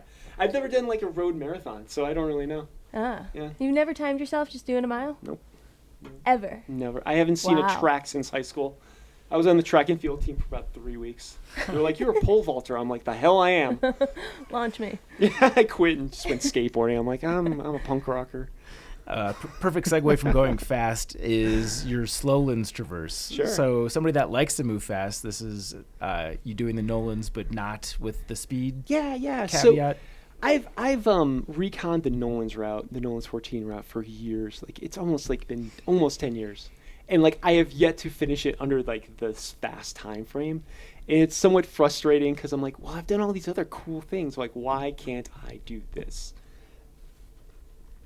So like I have all these notes and all my own routes. And can I pause you here? Yeah. Can you? We've talked about it, but it's been a while. What is the Nolans and what is the time threshold? So the Nolan's 14 is linking 14 14ers in the Sawatch. From south to north, that's Shavano to Mount Elibert. And if you really want to get crazy, there's the 15th 14er is Mount of the Holy Cross. So that would be the Holy Nolans. But that's been done twice by the same person. So it's pretty much off the realm of most people. Yeah. And the cutoff time, the goal is to do it under 60 hours, which is like, it's a mile and a half. You have to sustain a mile and a half for that 60 hours, which is like, that's crawling speed. But like when there's 14 mountains in your way, it's a little bit difficult. And sleeping. You have to sleep eventually or take a nap. I don't know. I've heard. Yeah. I've never been able to do it. One of the things I hit is asthma. For some reason I get asthma. And I'm like, is there a pollen in the air? What's going on? I might have cracked that one. Like a exercise-induced asthma. I might have cracked that one because I've also realized slowly throughout my wizened days that I have sleep apnea. And the sleep apnea is affecting these asthmatic symptoms. So I actually nipped the sleep apnea in the bud with a $60 retainer you can get at Walmart. And like the asthma's gone away too. Yeah. So how did you learn you had sleep apnea? Oh, so like, like you're sleeping in a bed next to somebody, your partner, and they're just like, dude, you're snoring. And you're like, I am? You're like, you don't know how loud you are. Yeah. You have to go. Yeah. Look, either figure this out or go. Yeah. You can sleep on the couch. I still want to see you. And you're like, really? Wow, what should I do? So I just like went to like Walgreens and got like a snore retainer. Because isn't sleep apnea, it's more common in heavy set people, right? Right. Yeah. Right. So why an athlete, right? Right. It can be because your neck muscles are so tight that it constrains your throat. So it's like it's people who might be a little over the prescribed BMI, and it's athletes. And I was reading like this article online about like how ultra endurance athletes were dying of heart attacks because they had sleep apnea. Their heart never got a chance to rest. Yeah. Because at night you couldn't sleep, basically. You just keep waking up. That's interesting. Yeah. There's a member of our team whose father is a very accomplished athlete, and he had a heart attack recently. I wonder if that is the cause. So, like, a lot of people poo-poo ultra endurance because they're like, well, they're just dropping like flies from heart attacks. It's like, maybe it's the sleep apnea. So I didn't want that to happen to me either. Yeah. So I'm like, oh my gosh, I might have dodged a bullet because of my partner was like, dude, stop snoring or just sleep on the couch, man. Yeah. How does the retainer work? It just moves your teeth in a way that stops the constriction your throat, so you can breathe normally without choking on yourself, basically. Is it comfortable to sleep with? Absolutely not. Yeah. No. But I guess better than not sleeping. By many factors, Yeah. And it doesn't work with everyone's sleep apnea. Some people, the reason why they have sleep apnea is a nervous system problem or something in your brain. Some people it's obstructive. Apparently I have obstructive. Like I should have known. Like my brother told me he has it, and my father, like I could hear him from halfway across the neighborhood. So I was like, wonder if I got it. Yeah. But yeah. So I was excited to, like, again, no, I'm not affiliated by these products, but they, it's just so funny when like a little change in your lifestyle just, it opens up so many things that you can solve so many problems. So anyways, I've never been able to finish Nolan's 14, but I had all these notes and I'm like, well, this is a really cool adventure. And like, why do you need to do it under 60 hours? Like, why not take 6 days or 7 days? So I'm like, what does that look like? Well, like the problem with Nolan's 14 is some of these routes really suck. Like, they're not fun to do. They're kind of dangerous. They're kind of sketchy. They're just, like, not great terrain. Like, there's a little bit of problems with, like, are these sustainable routes to be on for, like, a horde of people, So I'm like, well, are there alternatives? I'm like, well, yeah, I know the alternatives. I've been on this terrain so much. I'm like, why don't I map it up into a backpacking route? So, like, describe the Nolan's 14 way that you do it super fast, or describe alternatives that might be more interesting and enjoyable. So yeah, I wrote that all up. it took a couple of years, off and on, and just had fun making that and publishing it. Yeah. But it's so niche that like maybe one person will do it a year or something. But like, I'm never going to get a guidebook publisher to publish this. Yeah. But and I don't want to forget about all that stuff myself. So I'm like, at least I have the site. Yeah. And then it kind of tests you. You're like, do I know the route or am I just kidding? You're like, well, if I can teach someone else the route, it's probably a good confirmation that I know the route pretty well too. I noticed in the YouTube video, you started off with a buddy, and he dropped off pretty quickly. Yeah. I didn't get all the way so through, bad. so maybe I'm spoiling something, but what happened there? Just He, we were like post holing in some snow, and I think he hit a rock or something, or like hurt his ankle. So he's like, I don't want to do this, but I'm gonna bail. I'm like, do you want me to bail with you? He's like, no, keep going. I'm like, okay, but I feel weird about that. So I met him farther down the track, and I decided to bail because of snow conditions. We thought it was a great idea to do this in May. I was gonna say, make a difficult route even more challenging. Our slowlands was turning into a snowlands. Yeah, we should have brought skis. Yeah. So I did like half the mountains, and then a couple weeks later I came back and did the rest, bringing snowshoes. And thankfully I had them because I really needed them for getting down from Mount Massive, the last mountain, down to the trailhead. So it's kind of fun. So how does Nolan Slowlands compare to the other traverses that you've done? I don't want to poo-poo Nolan's because I haven't done it, right? But like, say the Sangre de Cristo's, 120 miles. It took me 6.5 days to do it. Like, that's how hard it is. Yeah, you're to train, like 18 hours a day. And I was able to get like 20, 30 miles each day. Like, that's just like crawling speed. And it makes like the Nolan's 14, like 60-hour time limit, AKA a mile and a half you have to go, seem like lightning quick. Yeah. So like, it's just a different, they're totally different routes. What's cool about Nolan's is like, you keep going down into the valleys and like you're under trees. It's kind of nice. It's not cold. There's running water everywhere. There's easy places to bail, so like there's not a lot of investment of like, should I keep going or should I like go down and like get to town that'll take a day itself, so it's kind of chill. It's kind of like a lot chiller, but like the amount of like elevation gain and loss at one time on Nolan's 14 it's kind of insane. You don't look at 14 and just be like, oh yeah, chill, whatever. Yeah. Like, it's still like an investment of time and just like, am I going to have like pain and suffering? You'll have pain and suffering on that route too. Yeah. Yeah. What is it about these ridge hikes that you're so drawn to? Obviously, you've got a unique skill set to be able to do these, but we've interviewed someone previously where like she just designed her own route across Colorado and just like was mostly off trail for the entire hike. Would you be drawn to something like that, or is it specifically being up high that is most interesting to you? Yeah, like I do love being on ridges. Like ridges, like they give you at least 80% of the feeling of being on a summit. Like views everywhere, 360 degrees. You see sunrises and sunsets, and they're always like extremely colorful. There's like the feeling of exposure all the time. There's like the wind that always howls. Just being on the precipice, between two different valleys, it's just surreal. Like something like the Sangre de Cristo's, there's no smaller mountains east or west of you, so you can just see down like a mile on each side all the time. Yeah, it's wild. Yeah. Like it's very like holy, like you're at sacred ground. Yeah. That's something you don't get in Nolan's 14. They're 14ers, so they're actually kind of popular. So like every time you hit a summit, you're with 200 your closest friends. Yeah, right. And they're like, good going, man. I'm like, I gotta go. Yeah. Are you getting recognized on these peaks?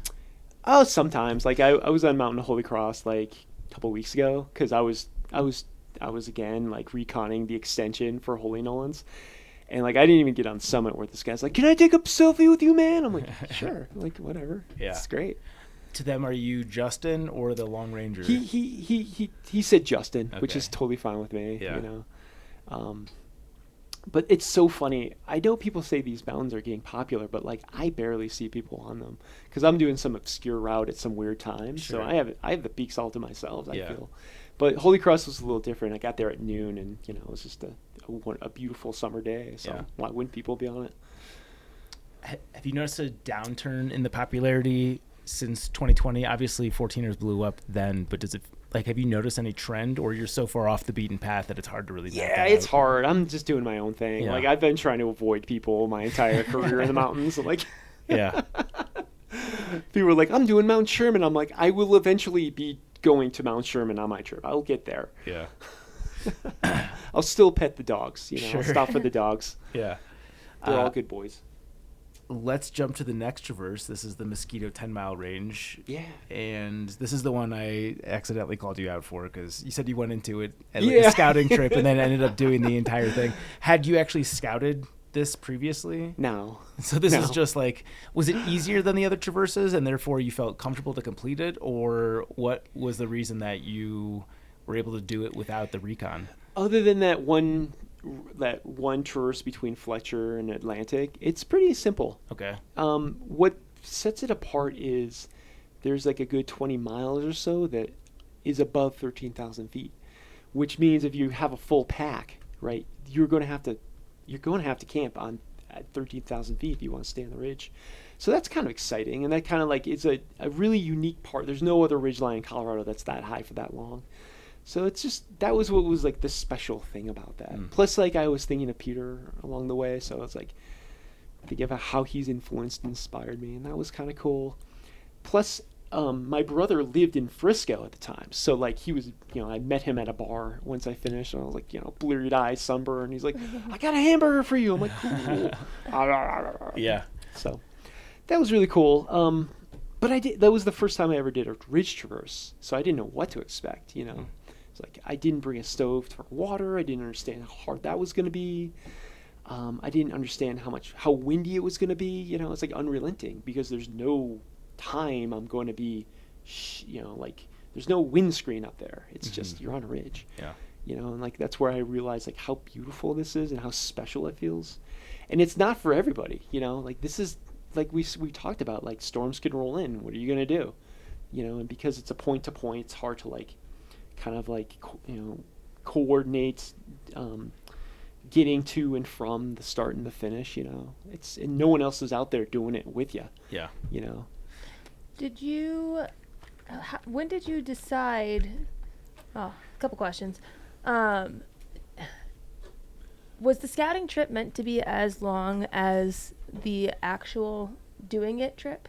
I think, my friend, like, happenstancely was going exactly where I needed to go to start it.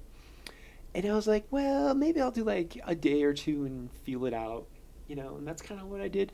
And then I was kind of into it. I was like, might as well just see this to the end. I have enough food. I was going to say, did you just happen to have enough food? Yeah. I brought like 3 days of food or something. I had no idea how fast I was going to go. Yeah.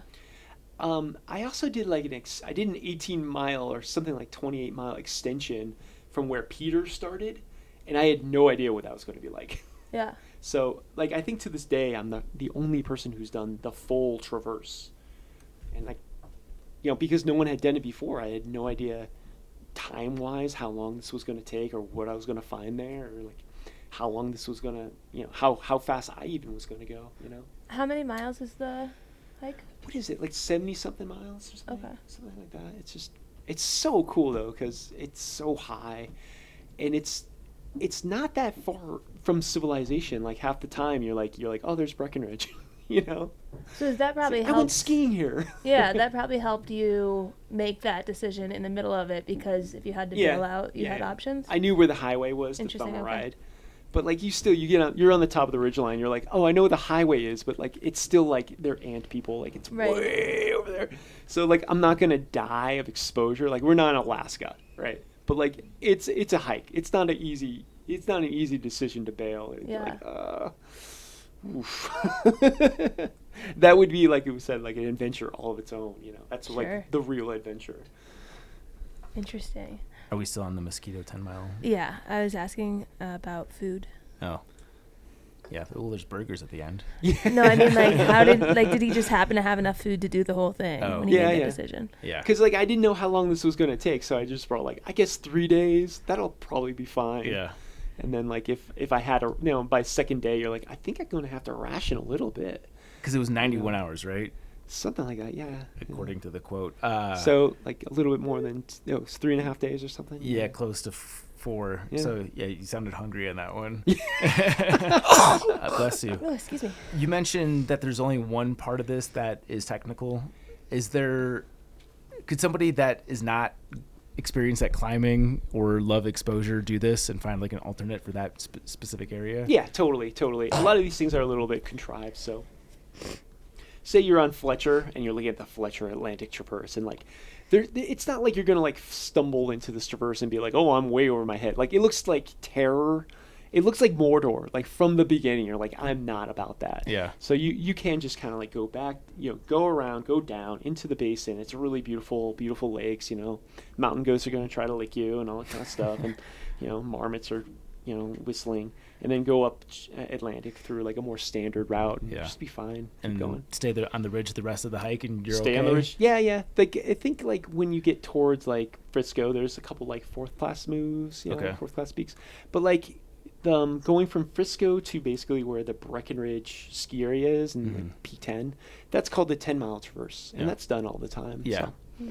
I just add 65 miles to that. Yeah, just it's no big short deal. little extension. Just try it. Bring some more peanut butter. Yeah. Let's talk about, this one's very interesting for a lot of reasons, the Tour of the Highest 100. Oh, yeah. So highest 100 peaks in Colorado, and you got there by bike. Yeah. Where did this idea stem from? So before I was a hiker of mountaintops, I was a bike packer. I crossed the country 3 times. 2 of those times was on the Tour Divide, which is a cross the country mountain bike race. The second time I did it was on a single speed. I just didn't have money to like fix up my multi-geared bike, so I was like, how about we just take all the gears off? I'll just do that. They're like, are you serious? I'm like, uh-huh. They're like, okay, dude. And you go through like really beautiful, I think you cross the Continental Divide, so you cross over the Continental Divide like 30 something times. It's cool, and you kind of get close to the mountains, or you enter and then you exit kind of quickly, but you kind of see them to your left or the right. And like, man, on that trip I was like, I would like to stop and just like not be on this race and just explore this beautiful mountain range that's right here. It looks so amazing, but I can't because I have a goal of like getting to Mexico before my food runs out, or like my money runs out, really. So I decided not to do the Tour Divide for a 3rd time, and I'm like kind of getting into this 14er summiting thing. If you live in Colorado, it's sort of like how you keep your Colorado card. They kick you out if you don't have like 5 14ers a year or something. It might have changed. So I'm like, wait, like since I don't have a car and I like doing these 14ers, can I like put these 2 together? Like, how can you ride a bike to a trailhead for a 14er? I'm like, I don't know. So again, like you do a little history searching, and you're like, wow, yeah, someone did it in like 1985. 2 brothers did it, and then like someone did it in 1993, and another dude did it in 1997. Like that might be it. You're like, it seems like such a cool idea to me. I'm like, this is now my current obsession. I have to do it. And the guy who did it in 1997 did it in like 38 days, which I thought was super fast. And it was like this one document in the old FKT website that like a guy named Bill, would maintain. And I was like, I don't know why, but this idea has totally grabbed hold of me. And I'm like, I got to do it myself. So I literally moved to Boulder, found like a $200 a month apartment, like a room in a house, and I'm like, this is now my dojo. And I got a gym membership to a climbing gym, and like, just would ride a bike, run, or climb like as much as possible. Yeah. And then summer I went off, did the 14ers. That was cool. And I was like, what's next? I'm like, well, instead of 58 mountains, let's do 100. I was like, okay. So did you do the 100 the next summer? 3 summers later. 3 summers later. Yeah. Okay. So I obsessed for a while. Yeah. On an order of magnitude, how much harder is that one versus the 14ers? It's like twice as many peaks, right? Yeah. Like the cycling's kind of the same because these mountains are kind of clumped. Yeah. But like it's twice as many peaks, and like the lower 50 are harder than the higher ones. They're just like more remote. They're harder, like class wise. Less people do them, and there's like less beta out there, so you kind of have to like figure out what you're doing. Yeah, way cooler. Way cooler. Like if you did the bottom 50, you'll have a way better time than doing the top 50 for sure. Yeah. So walk me through logistically how you're even making this happen. Are you trying to loop these peaks as much as possible? Are they out and backs? Is it a combination? Like Yeah. That was, again, like I love puzzles, or figuring all this stuff out. So usually like you'd roll up to a trailhead. If it's like super late, you go to sleep, get up the next day, do an out and back. If it's one single peak or if you can enchain a couple of mountains, cool, in a day, and then roll to town, get some supplies, get some candy, and then roll to the next campsite and do it all over again. But there were a few areas that I have to, spend a few days out there, or it'd be more efficient if I just basically did like a fast pack, and just brought the bare minimum and just would enchain mountains through a couple of days. And those I found out were like the funnest little like trips within the trip, where I could leave the bike behind and then take 3 days to do these. One of the coolest ones was through the Wamanichi in the San Juans, because the mountains are pretty difficult. They're not close together, and the terrain there is just awesome. It's mostly off trail, and there's not a lot of great information. The best way to get up and over these mounted passes and stuff. And the weather was atrocious. Like monsoon had like really set in. So I'd hike with my little like 35 liter pack and like get to a mountain, and it'd just be like soaking, and like it was a 5-4 route, multi-pitch 5-4 route would like be like Wham Ridge, and I'd be like, yep, looks a little out of condition. Be like, I'm not gonna do that one right now. I'm just gonna continue to go south and try to pick out another mountain, and then come back for this one, and hopefully it's better. So it was just such a crazy, wild experience out there for sure. How long did that one take you? The whole trip? Yeah. Like the whole highest 100? Yeah. 60 days. 60 days. 60 days. So a little less than 2 peaks a day. Yeah. Plus the riding. Yeah. 1,600 miles, I think. That's so crazy. Like the feeling that I get when I'm done with the 14ers, like I just want to go home and sleep, eat a big meal and lay down, and like you're just riding to town to get a little bit of food and then go to the next one. Like, Well, one of the things I've been doing for a while, and one of the ways I train for those types of trips is, I ride my bike to Long's Peak and back. So it was just doing that again and again and again. It was kind of fun. So I've done that like almost 50 times total on every month of the year.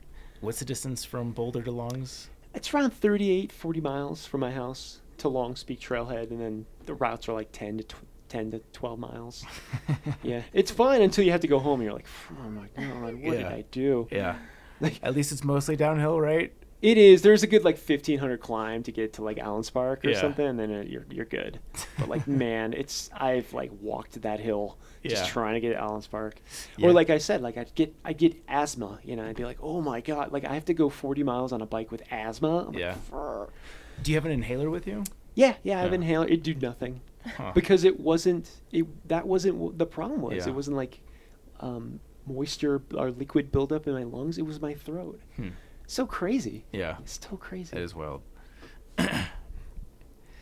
The self-powered Long's Peak project. Yeah. So that was what we were kind of getting into. So the idea is from Boulder.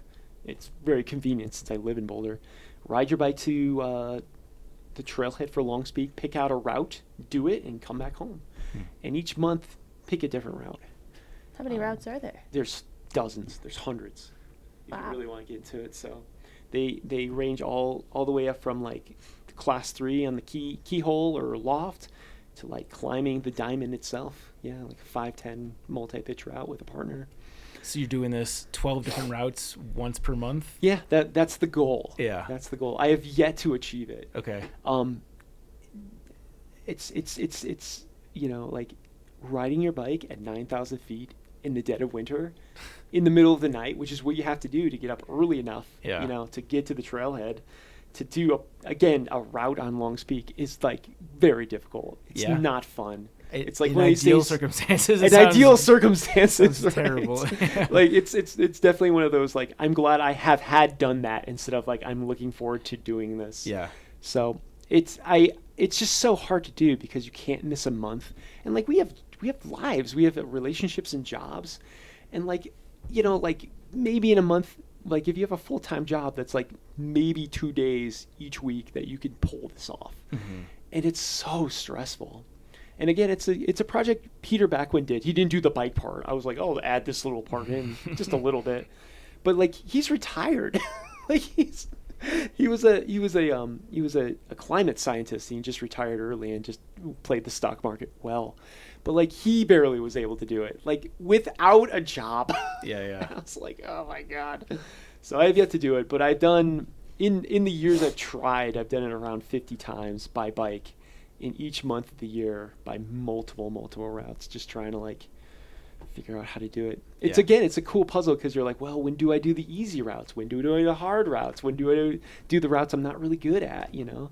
So you're like, well, I kind of want to do the easy routes in the winter because that's the hardest months, but like sometimes the easy routes are the most dangerous routes in the winter because of avalanche. You're like, is that worth the risk? And you're like, oh my God, it stresses me out just to think about it. Yeah. If you're doing one of the ones that like would be a 5-10 and would require a partner for a multi-pitch, are they having to bike there too, or do they get to meet you there? Like, I guess that's when ego pokes through, and you're like, oh, what are other people going to say if I just meet someone on the trailhead with gear? Like, who cares? It's my project. If you want to do it your way, you can do it your way. But I would really enjoy it if they were with me on the bike, and like we had like someone had the rope and someone had the gear, and like we did it together. It'd be really cool. But like, man, if it was like July and it was the 12th month of this, I'm like, however, let's just get this over with. I am tired. Let's get this over with. But like some of these trips, man, I did one in like December 30th or January, and it was like the longest route I could possibly pick for the winter. It was like through like Wild Basin up Keplinger's Clore, which is not a great winter route, I found out. I left my house at like midnight, like without any sleep, because that was the night that my housemates decided to have a party, and I was just like trying to sleep. I was like, this is not working. So like like the hiking route, like the bike ride took like 4 hours, and the hiking route took like 18, and then I still had to get home, and I was like, I'm working tomorrow, aren't I? I'm like, oh no. Are your housemates insane endurance people like you? Like, one was a climber, but like they looked at me and they're like, you're crazy. Yeah. I don't know what, I have a bike, but you what are you? Yeah. So you're not doing this stuff with them. No, we'd always have plans. We're like, we should go climbing together. We never got it together. Like, I see one of my former housemates like at the climbing gym. We're like, hi, Katie. She's like, yeah, whoa. She'll date guys and they know me more than they know her. Yeah. You know, it's like, tell Justin I said hello. I'm like, all right. I'm not signing. Like, you want me to sign a dollar bill? I signed a dollar bill one time. I'm like, I have no idea what this is about. But I do you see these projects as part of your profession? Like, do you feel a pressure to do something new to keep you relevant and interesting, or is it just you're just doing this for your own curiosity? No, this is like art. You know, like if it resonates with you, cool. If it doesn't, cool. You know, there's lots of different kinds of arts. Like, there's lots of different kinds of music, and like, I'm not interested in you doing my thing either. But I want you to do your thing, you know, whatever that is. If it's hiking, it's hiking. If it's like making music, it's making music. If it's something complete, if it's dancing, cool. Like, I just want you to find your crazy ridge traverse, honestly, and just like find where the limits are for you, you know, in a safe and, you know, reasonable manner. Yeah. To that point, you provide really in-depth detail about all of these traverses that you've done on your website, including the CalTopo with like a billion data points on it. Are you seeing that as like a service to the greater community, or what's the idea? I definitely see it as an active service. You know, like most of the beta I've done has been for free.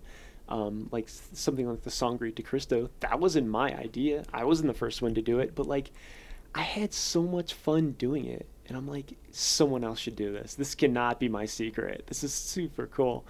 But I also go, what would have been cool to know before I went out? I'm like, oh yeah, where the water is, or like, you know, where a safe way to bail is, you know. So like, I'm not like imploring people to do these trips and putting them in mortal danger, kind of. Yeah. But like, again, like you can hike these crazy ridge traverses in a more chill way, you know. So I try to like provide that as well. Yeah. Do you get a lot of people reaching out to you, trying to pick your brain on this stuff? Oh yeah, every once in a while. You know, I think one guy is going to be out in a couple weeks, he's like, I'm going to do it in 4.5 days. I'm like, Jesus, that's fast. Yeah. Yeah. And I think he's going to do it because he's like 20 and, you know, bold and fast. Yeah. And I hope he does too, for sure, you know.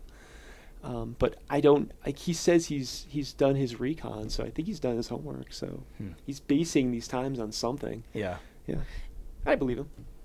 Do you have any other projects brewing, at least like in the idea phase? Maybe not something you're ready to execute on, but something that like this is maybe a 2026 project or whatever. Yeah, like the Gore Range. You're not supposed to, like, there's a Colorado thing where you're not supposed to talk about the Gore Range, but like there's some really awesome ridge traverses there. Why are you not supposed to talk about it?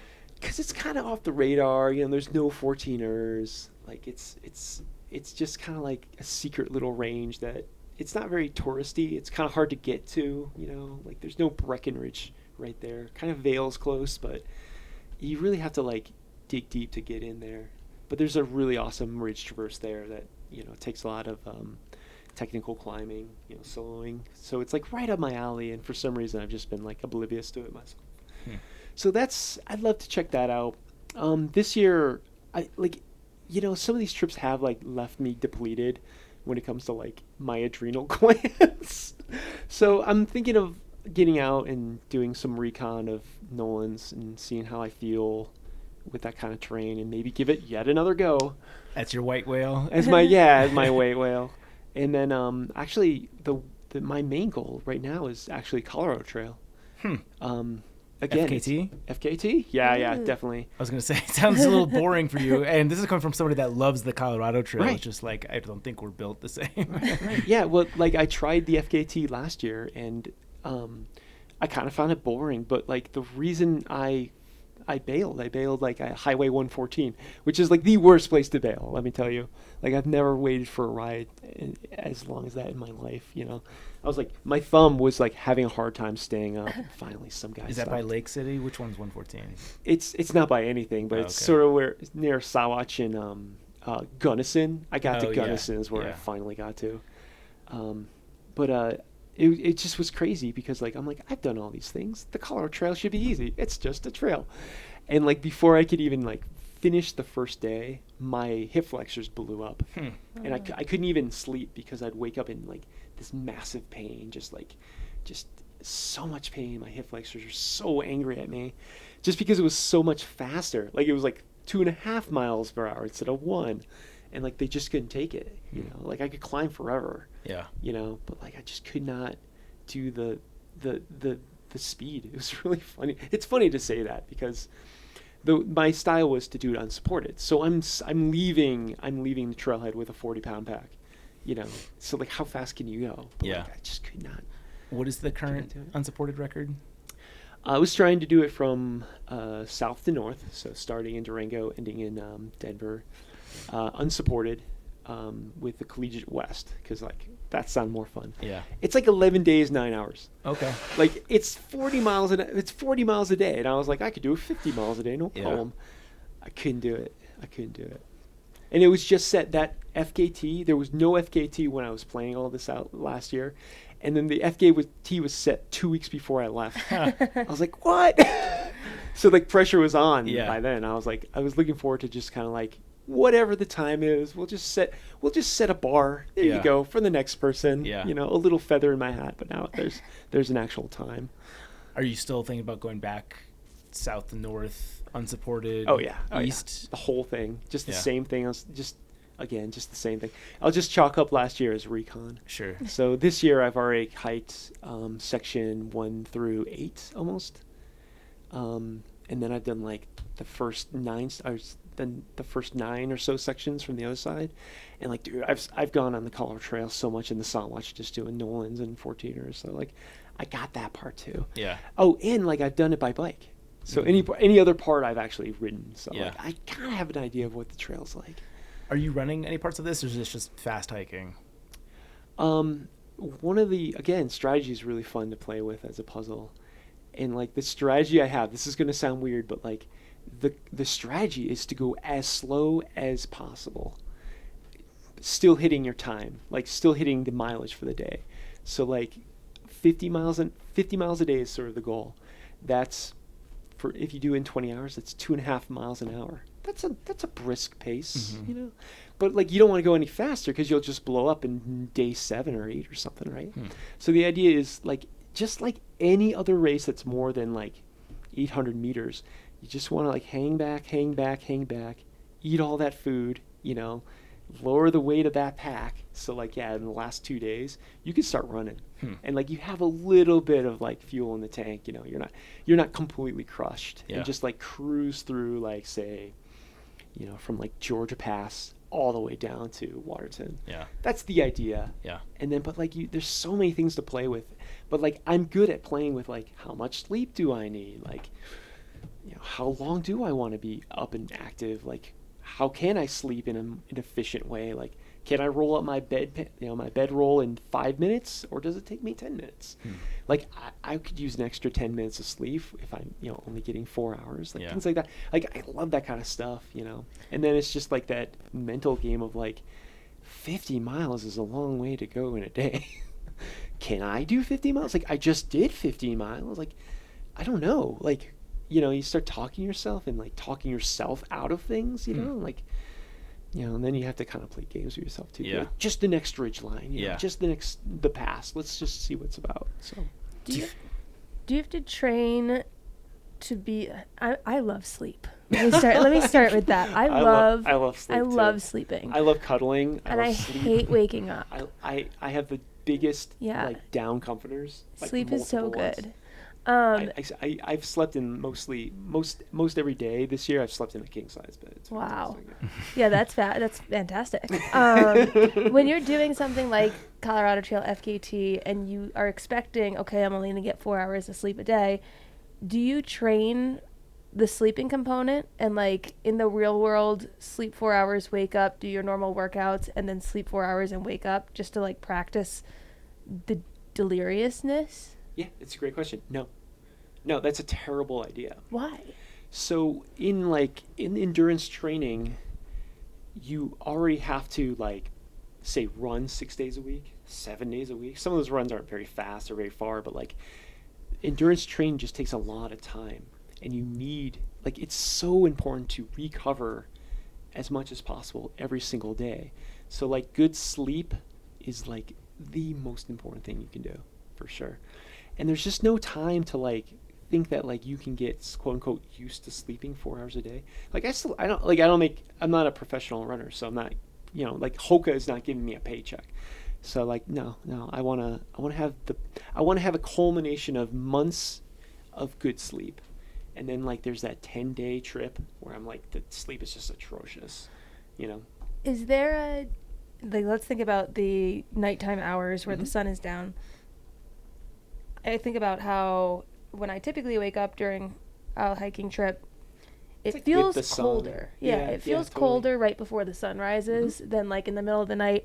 Are there strategies to when you do the 4 hours in the middle of the night so that it's like the best of the dark time to get the 4 hours in? Oh, all my secrets. Well, it's like, again, it's experiment. My thought on that is, first off, every single day, go to sleep at the same time. No matter how many miles you put in, no matter how the day is going. Because if you go, oh, you know what, I'm just going to do an hour more or 2 hours more, you're not actually going any farther. You're taking it alone for the next day.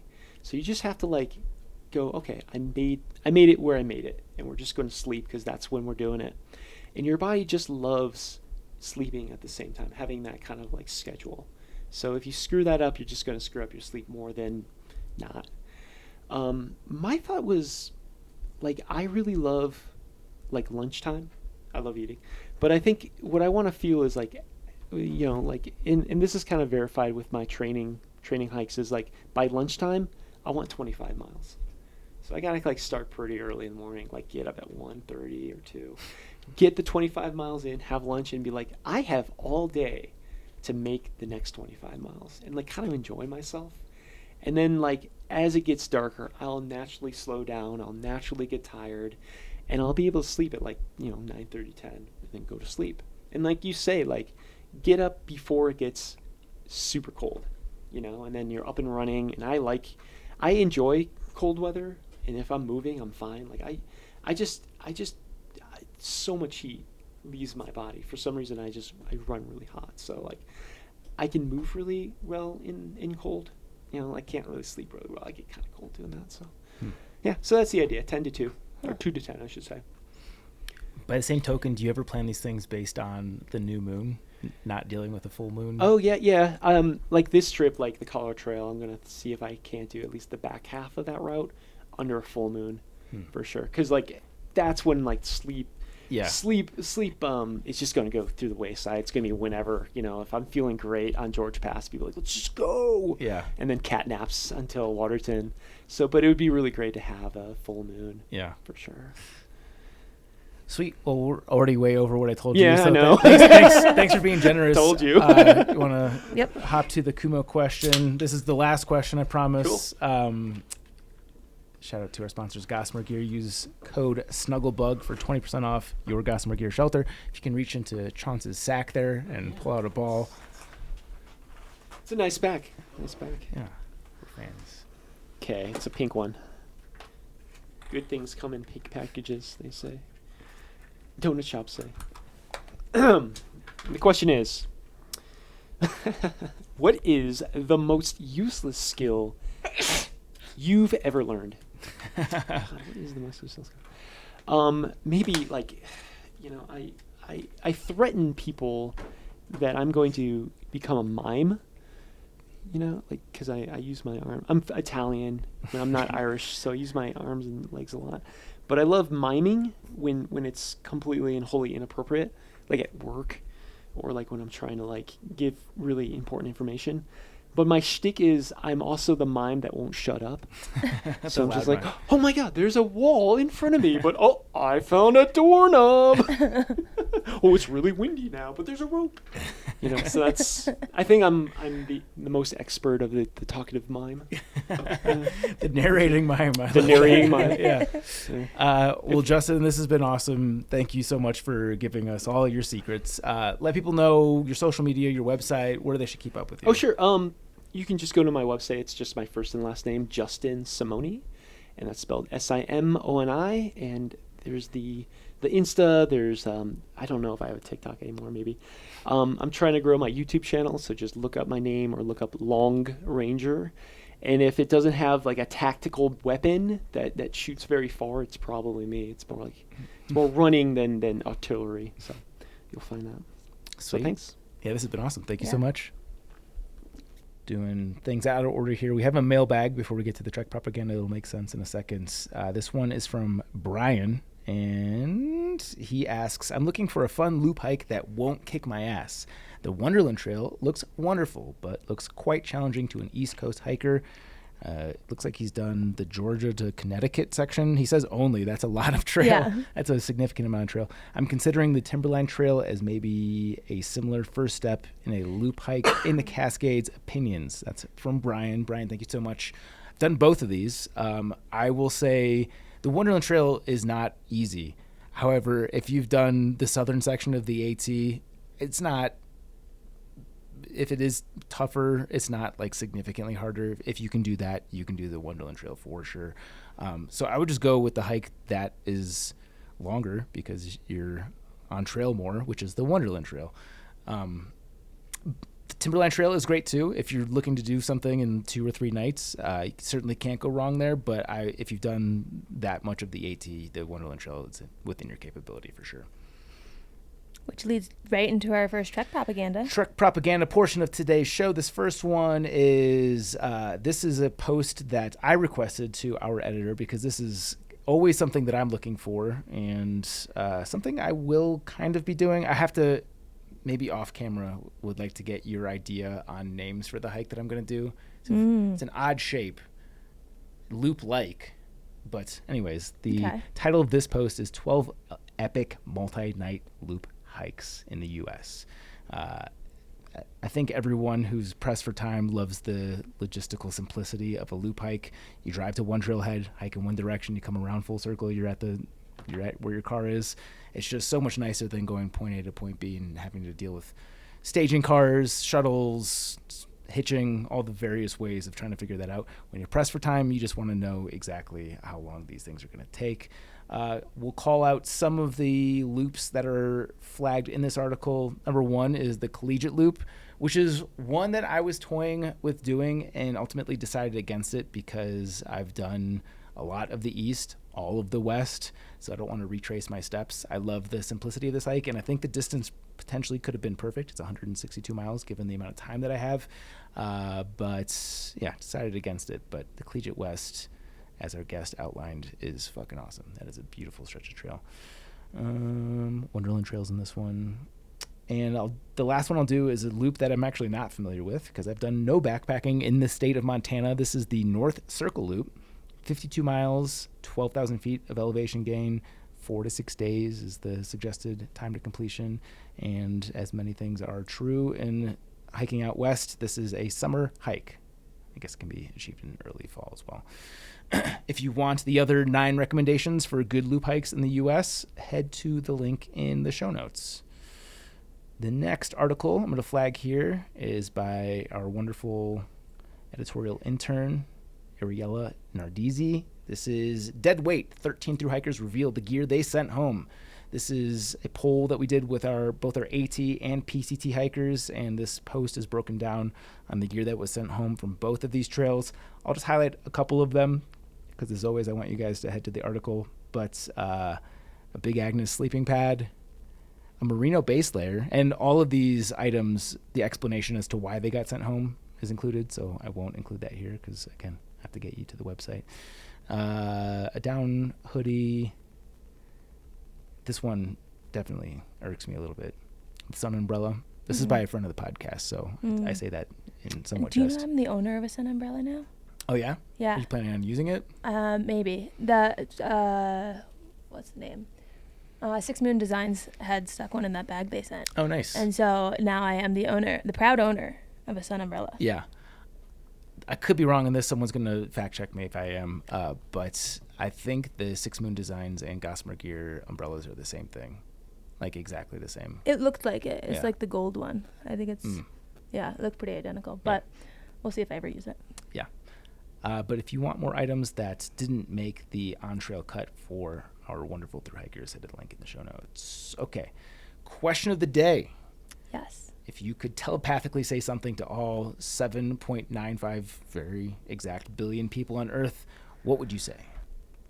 This is hard because I've tried to get my brain to think about something that's like helpful or good. I just want to prank people. Like I just want to say something funny. Yeah. But like would you go like full Haktua?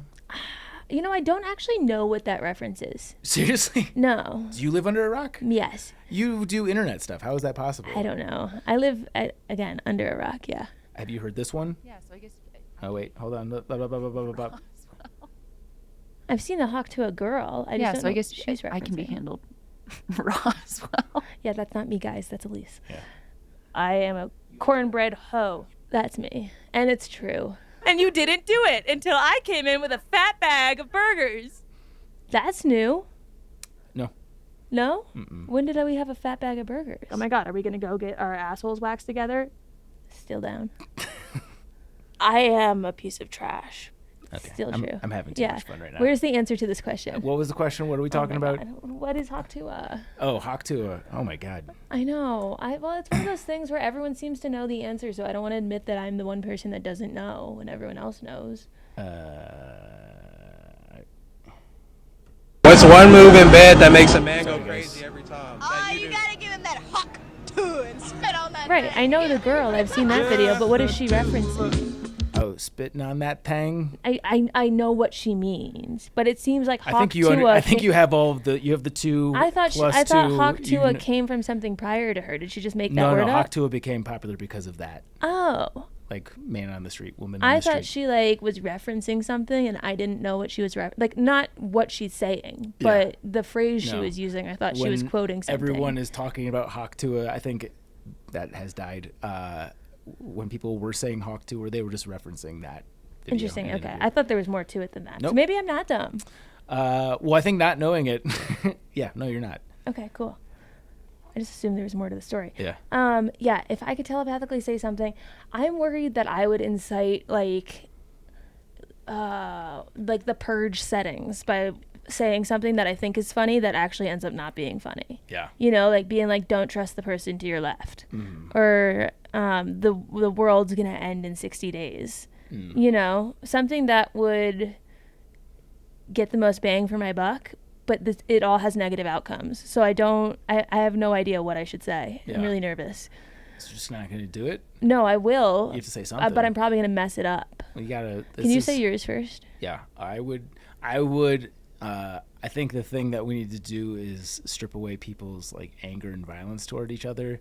I would just tell everyone to take mushrooms. Not everyone's going to take mushrooms, and I hope like most of the kids don't. But I find that going into that state really disconnects you from your ego, which is where a lot of the negative stuff in life But you're lives. saying this to all the people. So, like, you're going to be telling a bunch of 14-year-olds, go take mushrooms. I got to take the good and the bad. I mean, it's not going to kill anyone, I don't think. I hope not. But you know what's going to kill a lot more people is war, and people taking mushrooms is going to stop war. So you got to do the net positive here, and that's people taking mushrooms. See, I feel like if someone's hearing a voice inside their head that is a clear, distinctive voice, maybe they'll think it's, like, godly. So you could say something Hey guys, to that. this is just Zach We could say, listen from Backpacker Radio. check You know out- your favorite backpacking podcast. Yeah, check out the podcast Yeah. Backpacker Radio. The plugging of the business did cross my mind, but I think telling people to just do a bunch of mushrooms is probably the better. I was public also thinking service. about some like the GameStop stuff with the stocks. Sure. Like doing something where Some Wall Street I bets do one of action. those bets on a stock doing well or not well. I don't know what that's called. Just you mean like the options trading? Yeah, one of those. And then I tell people to do whatever it is I bet would happen. Yeah. And then Could backfire though. a certain number of people are going to do it because they're going to believe the voice in their head. Yeah, but like if enough people are like, "Who the hell is this chick?" and then short the stock, then the opposite happens. True, but I'm banking on a lot of people not questioning Sure. the voice. The other thing that I was thinking I could do. You've had 2 get-rich-quick schemes now. I know. I just want to quit all Yeah, work. I think we all want to retire. Yeah, more I just for- wanna, like, more live a life with backpacking, dogs. More time dedicated to the podcast. I get it. So the other thing I was thinking I could do, and this one also has negative potential outcomes, is say something like, go to your animal shelter and adopt a puppy or like a cute kitten or something like that. Yeah. Because then all the cute animals will have homes. But what if people that really aren't responsible and shouldn't have a pet then go do that, and then the pet ends up in a worse situation? You mean like COVID? Yeah, Yeah. exactly like that. Yeah. So then it's like, am I actually helping? Yeah. I don't know. I mean, a lot of those animals get put down, so I think unideal circumstances is better than Yeah. ba-doop-ba-doot. Maybe you pick a charity and you tell everyone to donate to There it, you go. but then maybe the charity goes under fire for getting into everyone's minds. You know, maybe they Sure. suspect foul play. Like when U2 was on everyone's phones, Right. people were like, "Fuck you too." Right, and they had nothing to do with it. Yeah. Presumably, I think they had were a small involved. part to do with it. Yeah, I don't know the full story, but Yeah. I don't think they were ignorant to the fact that they were on every iPhone. I just can't think of I can't think of a good answer, You're but I just jealous can't of the think of an mushrooms one. answer that's good. Yeah. Okay. Yeah, Just, you could hawk to it. yeah. Tell them to spit on that tang. Tell the world to do it. All right. Well, one of us answered the question. I gave options. That's true. They weren't good, Yeah. but they were options. Well, we're now in your comfort zone because we are doing your Triple Crown. Yes, Triple Crown of things.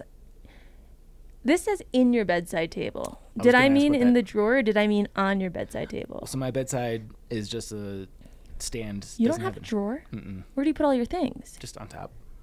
Wow, you must not have a lot of stuff. I've got 4 items. Where's your junk drawer? all over the house. Just all. Where's your like, bedroom junk drawer? The bathroom. Wow. Okay.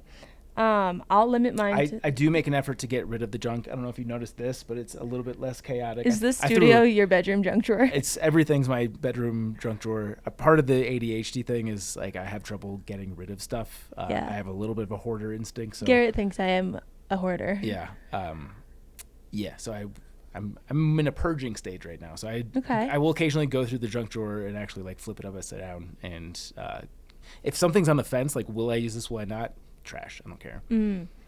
Not me. By the way, I do this with my gear closet as well, so I don't, not plugging my Instagram because I don't care. Is this when you put your stories and you're like, does anyone want a I give away a lot of stuff. Yeah. I gave away a brand new pair of Hoka Speed Goats not that long ago.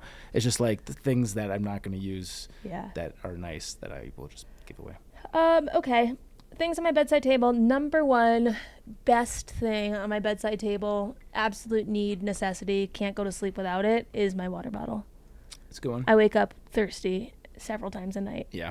I also fall asleep. This one's really good because it leaks less than my other one, which was leaking a bunch. Mm-hmm. So I fall asleep with it like cradled in my arms, What just about- so that I can quickly. What about the one that Element gave us, the Yeti with like the screw off top?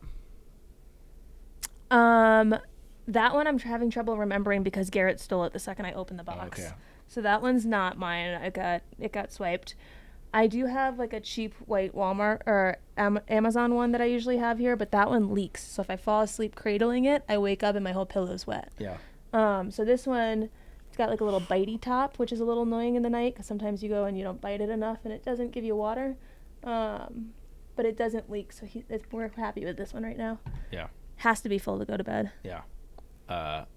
I always realize that I'm sorely dehydrated until like an hour before bed, and then I'll drink 2 liters of water. So I wake up and pee in the middle of the night, and I'm not thirsty as a consequence. Yeah. Although water was on my list. I always have water. You have to have water there. Yeah. You just never, yeah. No, I'm never as thirsty as I am when I wake up in the middle of the night thirsty. Yeah. My pick, water was a good one and That was obvious a really one. good one.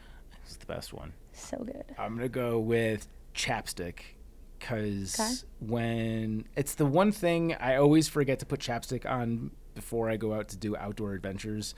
And then like if I even do a day hike, my lips get so fucking chapped that like I have to, to me it's so severe that I have to scratch that itch more than drink water because I'm thirsty. Like my lips get so chapped. This is something I have to do at 2 a.m. So chapstick is there for sure. And I'm just going to go with the honest thing, and I think probably true for everyone's cell phone.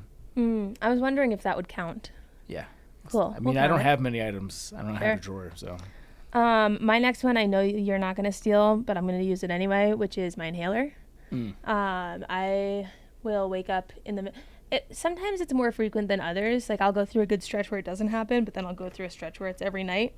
How has it been with the horrendous smoke? Does that irritate it? When did we have that? You didn't notice the smoke? We've been in, like, Tuesday, Wednesday, Thursday was like... they were telling you just don't go outside. Oh, I didn't. Okay. So maybe it happened and I just didn't know. Yeah. I don't know the trend of when it doesn't do this, but sometimes I'll go through stretches where every night I'll be waking up in the middle of the night not able to breathe. And like me not being able to breathe is what will wake me up. So that's not good. So having the inhaler there is nice. Yeah. That's probably going to be how I die. Just having like a pneumonia attack because Just like asthma in the night and like it doesn't wake me up one time, right? Like that's what I think is, what if one time I don't wake up yeah, and like realize, oh my God, I'm not breathing.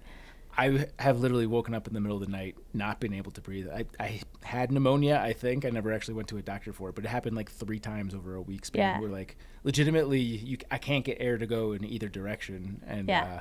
It was the first time in my life it had ever happened, and well, fuck, that's a scary situation to just like wake up to.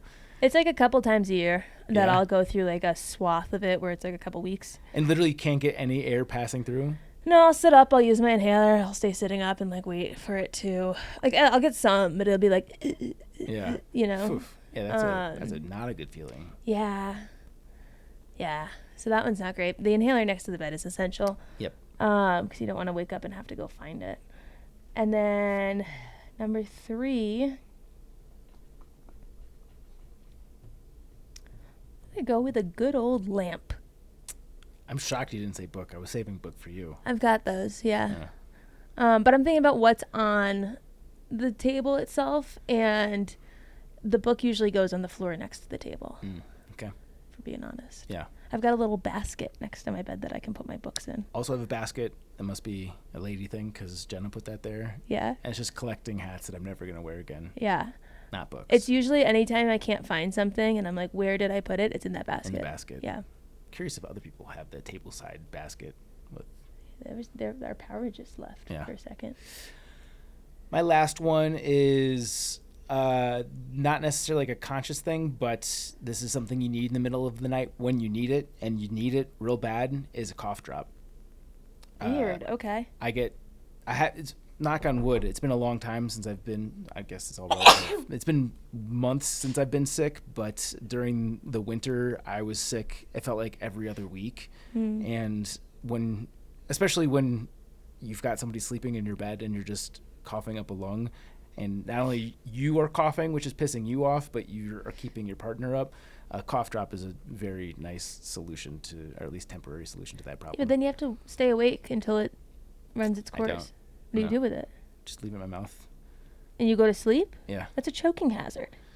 I mean, maybe. Yes, it is. I think if it got in my throat, I could hawk to it up enough. But yeah, there have been times where I wake up, like I put it in my mouth at 2 and I wake up at 6 and it's still Zach! Yeah. You shouldn't do that. It's either that or Jenna kills me because I'm coughing and keeping her awake. So I take maybe death versus certain death. Okay. I mean, it's a strong maybe. Yeah. Honorable mentions. This one's bad. I have a pair of tweezers, usually on like the little round part of the lamp for when I'm like going to bed and I get a really good skin pick going on and I just want to pull all the skin off my fingers. I find it's much more effective to cause self-harm if you have a pair of tweezers to do it with. So just like relaxing things to fall asleep with. What are you doing? I hope this is the right. Hello. What do we hear? That's a keeper. Yes. Put it in the skin box, please. Yeah. Fishy eyes. I'm peeling. Oh, that's just disgusting. Quickly, thank you. Saves me from myself. You're insane, gold member! And that's the way, I like it. Great movie. Yeah, I don't have any. That's all of them. That's literally, I don't have much happening on my table side. I have a lamp too and water. So I could keep going. I've got snacks. Yeah, keep going. You have snacks? I couldn't do snacks because if I have food, I'm eating it. Like I don't have to be hungry. Hungry is not a prerequisite. I've got pink Starburst at the moment sitting there. Yeah, they'd be gone. I've got like a little snack jar, and it's for if I get snacky. Yeah. I get hungry right before I go to bed almost every single night. 50 or more % of the time, it results in me going downstairs in my underwear and just like raiding our pantry. Yeah. And then sometimes I hold strong and I'm just like, just don't. So if there's something right next to me, down the hatch immediately. Mm-hmm. What else do I have on my side? There's like a essential oils diffuser. I don't really use that often. Does that as well. I found that was making the asthma worse. There's like a speaker. I don't know what it's for, but there's a little speaker. I'm assuming it does something. Garrett put it there. I've got a little ring bowl that holds my ring. Oh, shit. Where'd that go? That's where it is right now. Good. Yeah, so, spits and bobs. Yeah. Cool, good.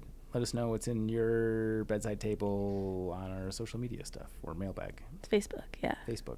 Is that where that goes? These ones do really well on Facebook. Yeah. But nowhere else. So they're only on Facebook. The fun small talk stuff is cool. That's Yeah. why we do it. We're all having fun right now. For the kids. Good times. Mailbag.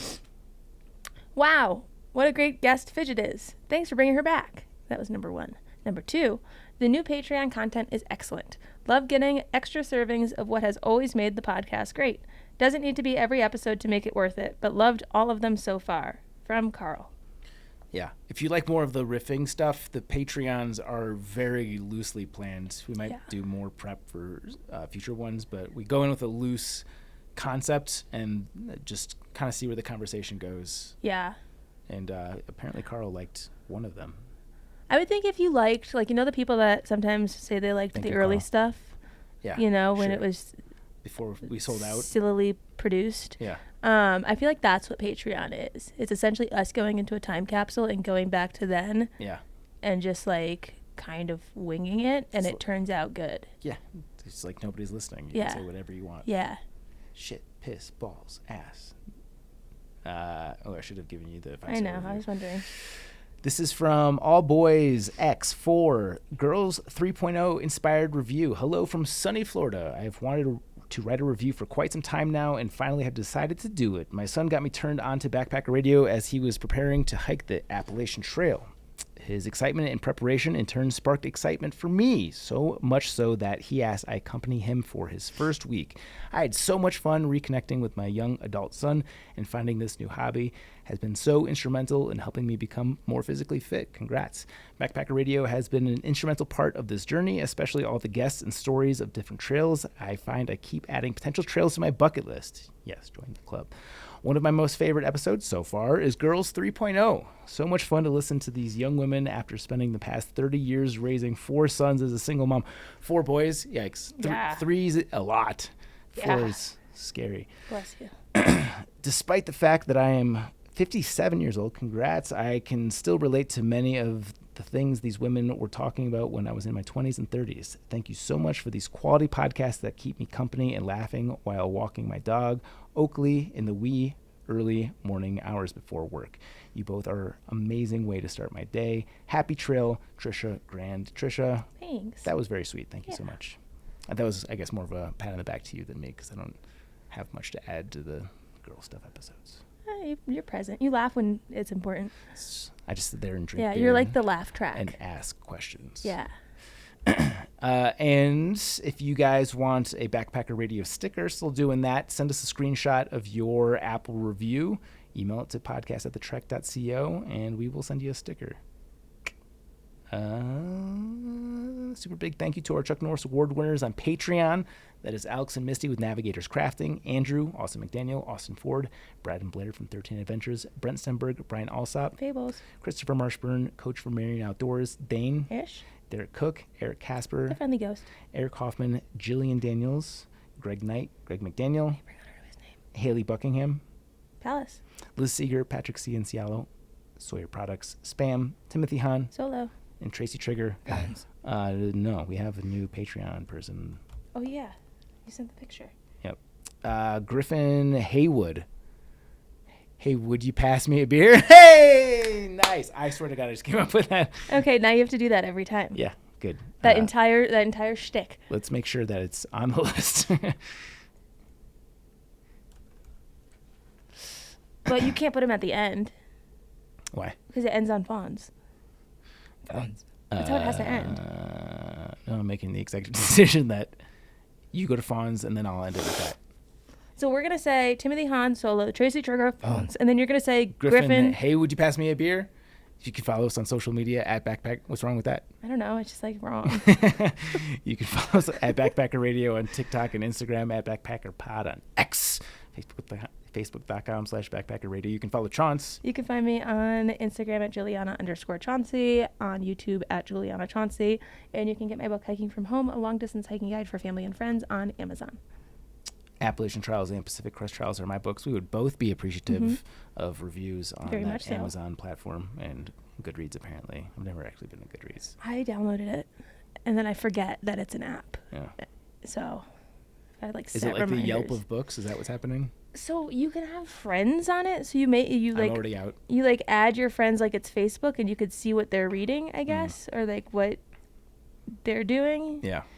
But I read such weird books for the mile by mile stuff that I'm like, do I want people to know that I'm like reading a book called The Emergence of a Nation 1783 to 1815? Like, that's weird. It's not weird. It's a little weird. It's not weird. Well, I don't keep up with Goodreads. It's hard. Yeah. And I'm also in the middle of like 6 books because I'll read some of one and then I'll go into a different one. And just adding all of them seems like a chore. Same.